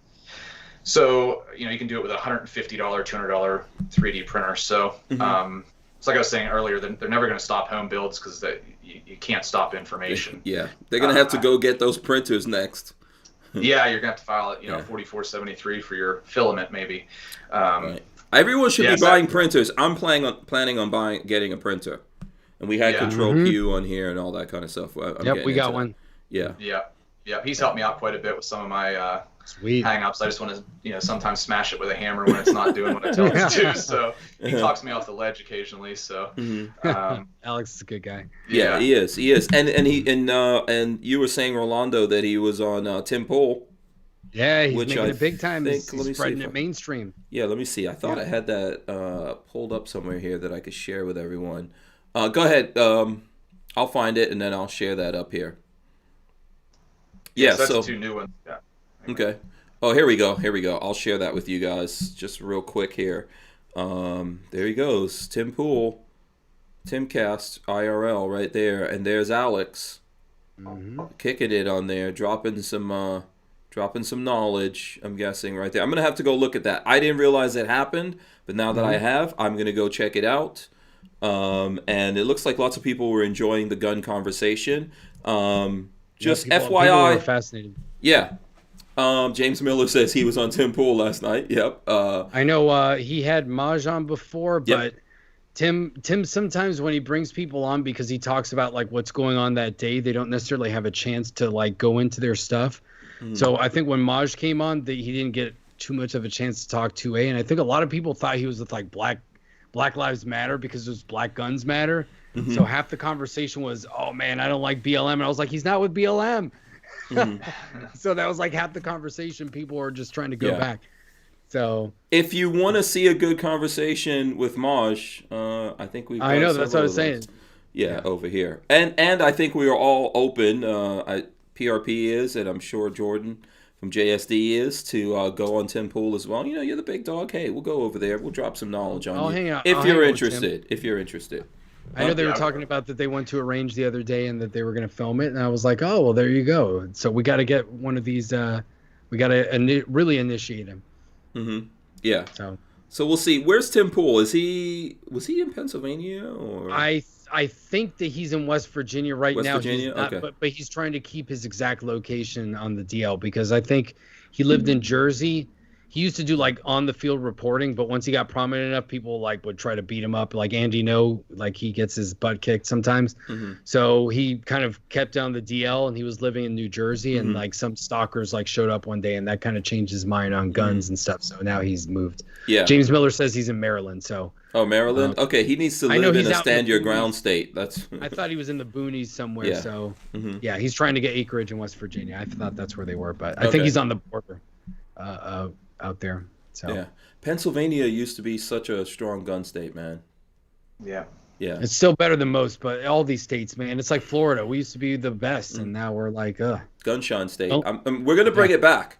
That's my mission. The only thing we're we gonna didn't bring have it was back. open carry, pretty much. That was the only thing Florida didn't have. Yeah, we're gonna bring it back. We just need to get rid of some of these people here, man. That's all. That's I mean, people need to want it. Like, I can't do it on my own. The folks out there can't do it on their own. We could do it. We could make it happen. We could, we've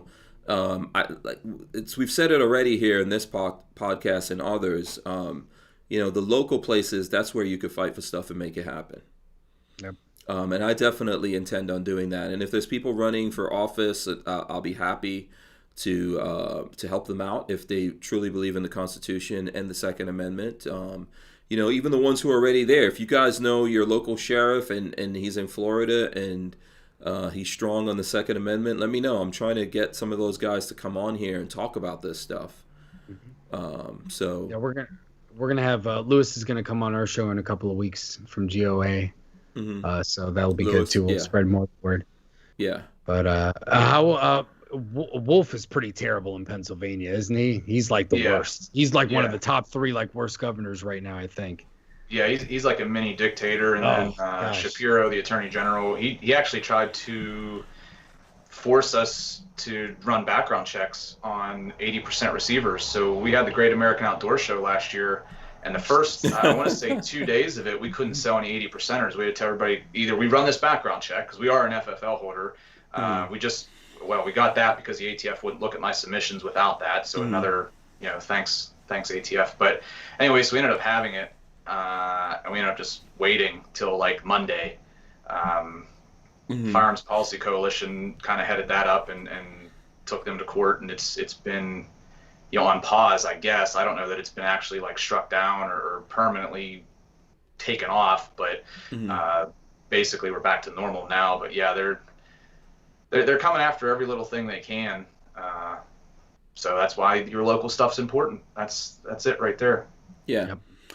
So I'm guessing that you guys are selling some serious volume when it comes to these 80%ers. Do you ever talk about the numbers? Not really. Okay. I guess for 2020, we're the largest 80% pistol retailer. We don't mess a whole lot with AR-15s just because there's so many people that do it. So we started out really small and needed our own niche, and that was it, the pistols. So we'll see what 2021 brings, but I think we'll probably take that title again. So okay. Yeah. So like we were talking about the Scorpion and some of the other stuff that's coming out. Are you changing, adding anything to that? Because I think that's the big opportunity here, right? To make some improvements on these things that you're getting into. Yeah, so with the Scorpion, we're going to leave it 100% the way it is to start. You want to make sure it works and that sort of thing, kind of get a feel for the gun, see what needs changed. I know a lot of people don't like the grip that's on it. So we actually have an adapter that you can put an AR-15 grip onto CZ Scorpions. Okay. Yeah, so that makes it a little bit... That's the first thing I did on my Scorpion. I changed it. I think I got something from Yeti or something like that. Yeah. Yeti Works. Yeti Works. Yeah, Yeti Works. Right. Yeah. Yeah. So we can dress that up a little bit. It's the side plate, the ejection side plate of the upper, if you want to relate it to like an AR-15. So the upper is the receiver that's serialized. So we could make that look cooler or whatever cosmetically. So there's really not a whole lot to change there, but yeah, we kind of just take bits and pieces of what we like and what we think looks cool, and we'll incorporate that into what we're doing. Yeah, go for an FG9, I would say. I mean, don't leave it up to Zev and Magpul, please. Yeah. I don't have a lot of faith in that.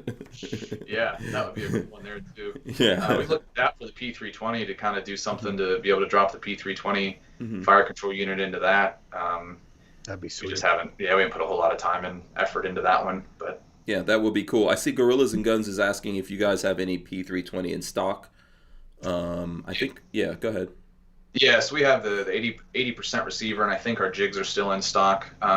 We're waiting on some barrels to finish up, and then we'll have full build kits back again. But yeah, it's the only thing we're waiting for, barrels.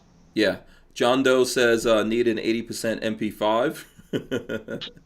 Yeah, you can do those in a flat. They make a flat like an AK. You got to bend it and weld it. It's, so go for it, man.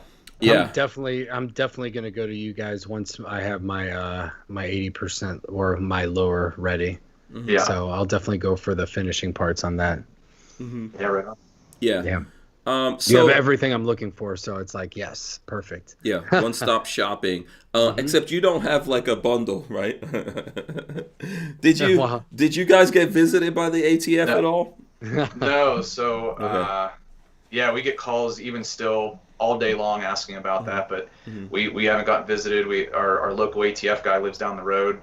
Like I said, we're an FFL. They can basically come anytime they want to, sort of, and we've not been contacted. Phone call, email, show up, nothing. So yeah, that's good. Yeah. Did you have a question here, Rolanda? No. Okay. I think the question that I would like answered is for the folks doing this, right? For someone who's making an 80%er, there's always this idea, and I've done it. People always think it's real easy. If you look at some videos and things like that out there, it looks easy. And I think some guys put it together pretty easily in reality just because of how their brain works. But I've found that you can build that thing, and there's always a lot of tweaks to it that you have to do to really make it work. So you're trying to build an 80% Glock up. You think it's no big deal what Glock does, and then you find out all the little things that you have to file down and adjust this, and maybe you took too much of this off and all of that. What would be your suggestions to folks, like in terms of mindset, right? When they're thinking about getting into this and doing it, what are the things they should be looking for and thinking about? Yeah, so I would watch several videos before you turn a drill press on or a Dremel or whatever. Kind of get a feel for each step of the way. Know where you're going to start on it. So, like with a Glock, you got to drill your holes first. With the SIG, you got to bend the rails first. Kind of step it out each way. Have the video playing on your computer or on your phone as you're doing it. And watch guys that are decent at it. P-Tang's got a bunch of videos out on how to do them. Tactical Toolbox has some videos out. There's tons of other guys too, but watch those videos and just see how they do it. There's a different technique. You can do them all kinds of different ways, all kinds of different tools to finish them. Yeah, I mean, it's not terribly difficult, but you have to pay attention to what you're doing. You don't put it together in 10 minutes. It takes some time, and you got to fit it. You got to fit some parts together sometimes. Polish the rails up. It's a gun. There is an explosion going off in your hand. Make sure it's safe. Make sure it functions, smoothly. So, none of these guns have been test fired. Obviously, we're not Glock. We can't shoot the gun and say, okay, that works, or no, swap this piece out or whatever. So, just take your time, patience. And if you screw it up, we'll sell you another one. It's no big deal. Absolutely. There's always things people forget. What do you find people forget the most? To read the instructions. Okay. Instructions. What is that? You're dealing with dudes, that's going to happen like 80% of the time. They're not going to read the instructions about the 80%ers. Yeah. Yeah, it's not. Look, I don't think it's difficult. I think you just really need to think about what you're doing, as Jordan is saying here. Look at a whole bunch of stuff, dream about it. You need to get to the point where I think you're dreaming about it and thinking about it. And when something goes wrong, slow down. Yeah, stop, set it down, walk away for a minute. Yeah, we've seen some real bad, guys take a Dremel and whatever. I don't know what they do, but just take your time. And they can call us too. I mean, we have people on staff that know how to build every single thing we sell. So do you guys have videos on this that you put out, or? Yeah, so for P320, we have a really nice detailed animated video. So it's all of our CAD drawings, and then it's put together so you don't see my fat fingers and face in the video. you see each part exactly how it's supposed to go, exactly correctly the first time. So if yours doesn't look like that, you know, back it up 15 seconds and try it again. Yeah. So, yeah. there's some stuff to block out there too. I mean, it's, you know, our AR-15 if you get into that. Yeah. What are the dream stuff for you guys to get into? What's the holy grail out there that, you know, is it a secret you don't want to tell us? No, I mean, broadly, I'd like to have something in every category. I'd like to have a bolt action rifle. I'd like to have a pump shotgun, a semi shotgun, revolvers even. That's probably never going to happen, but we've discussed that. Like I said, I'm a fan of the industry. If somebody else wants to make it, I can help you. Let's do that. You know, if it's not something I'm currently working on, but yeah, I want to see. That would be my holy grail, I guess you could say, of the industry is one for each segment, at least one. So okay.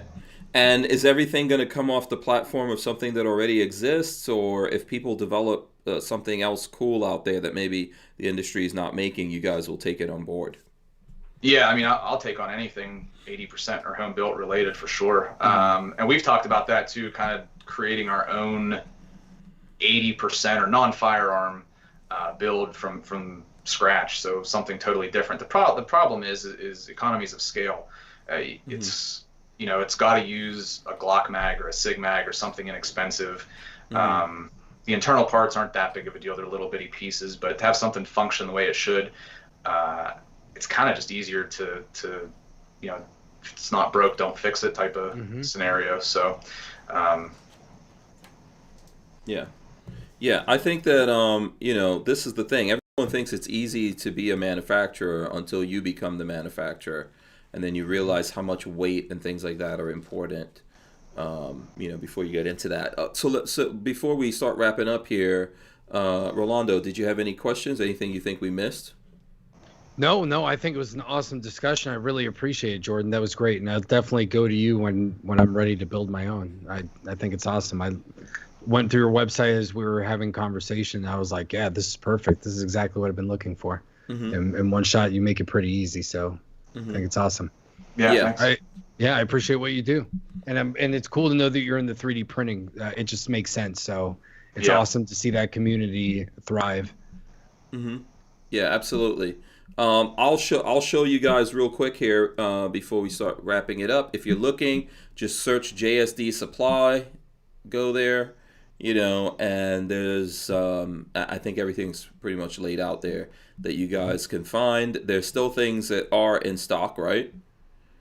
There's still things that you guys have in stock. Yeah. So do you do a 1911? Yeah, so we do. We've not been able to get them. The company we use has just been selling all theirs at retail, which we totally understand. Obviously make more money at retail, so we just haven't had them for quite a while, but yeah, typically we do. Yeah, absolutely. All right, so let's do this. Let's wrap it up. Hopefully we'll get Jordan to come back on here again in the future. Maybe we'll get involved and do some things. But I think you guys are already aware of him. Now all you need to do is go get your stuff and build things. I'm going to give these guys a chance to tell you exactly how you can follow them and support them. I'm going to start with Rolando. What can folks do out there to support you or follow you? The best thing you can do is to watch our show, the Locked and Loaded Latinos podcast, on YouTube every Sunday at 7 p.m. You can follow us on all the socials, Locked Loaded Latinos, on pretty much, you know, the Gab, MeWe, and all the new ones pretty much. Yeah, if I they forget all the exist. names. There's so many new ones. I've joined all the new ones, and I try to post on them regularly. Yeah. You can follow me at Puerto Rican Pistolero and my wife at Latina Locked N with the letter N loaded. Yeah. I know a lot of things are getting pulled down. I don't know if you guys are doing email lists and things like that, but if you search out there, you'll be able to find what folks are doing easily. I think email might be the easiest thing for us to do. You know, let's see. John Crump gave us a couple of bucks here. He says Proud Boy leader was an FBI plant. Yep, I heard about that. Which Proud Boys? Which one of the Enrique Tario. He worked for the FBI? Yeah, he was an informant for the feds on multiple occasions. It came out in the court case that he was dealing with right now. So he was a narc. What? He was an op? No, I think he was an informant. So They used him. I guess they must have arrested him originally for something, and then they kept him on as like, now you're the boy. When we gotta do stuff, we call you, and you got no choice. So it seems like that's how it is. He's trying to deny it because obviously it's like, well, now it's like, are the Proud Boys legit, or are they controlled by the feds? He was an op, son. Controlled opposition, baby. Yeah, well, I don't mess around with ops. Yeah. Regardless of how that plays itself out. Interesting. Okay, we'll probably talk about that tomorrow. All right, let's go to Jordan. See, John dropping bombs on you here at the last minute. Jordan, how can the folks out there get in contact with you? What can they do to find out more about JSD Supply? Yeah, so jsdsupply.com, and then Instagram, and Facebook. There's a bunch of different groups on Facebook that we're in and pretty active in. So that's just the website, but that's where most of our new stuff goes, is Facebook and Instagram, and our email list as well. So okay, awesome, cool. Here's what I would do. I would ask all you guys out there, if you're still out there, smash the thumbs ups right now. We appreciate that. I know there's a bunch of different live shows going on, so if you're catching if you're catching it late or whatever, we appreciate it. Leave your comments and all that, and we'll try to get back to you. I'm going to roll in the end here. I want to thank Barnauls for sponsoring us. We appreciate that. And all you folks out there hanging out with us, as well as Rolando, Puerto Rican Pistolero, for coming on here, hanging out with us, and Jordan of JSD Supply. Let's run in the end right now. We'll be right back here in a second for the last word. Hold on. All right, guys, don't forget to smash those thumbs ups, ring the bell, leave your comments, make sure you're subscribed, etc., all that good stuff. We're going to rip out the audio of this and put it up on iTunes and all the other places that you listen to your audio podcast from. Everyone enjoyed the show. That's great news. I appreciate that. And everyone out there, who wants to last? Should we give it to Jordan? Yeah, of course. Yeah. Jordan, final thoughts here, man. Just thank you guys for having us on. Really appreciate it, and just trying to do our little part in the freedom movement here. So, glad to support you and the community. Yeah, absolutely. I'm sure there's a lot of folks out there that appreciate what you guys are doing. All right, We're out of here. Thanks so much. Okay, we'll see you guys tomorrow. Peace. Take care.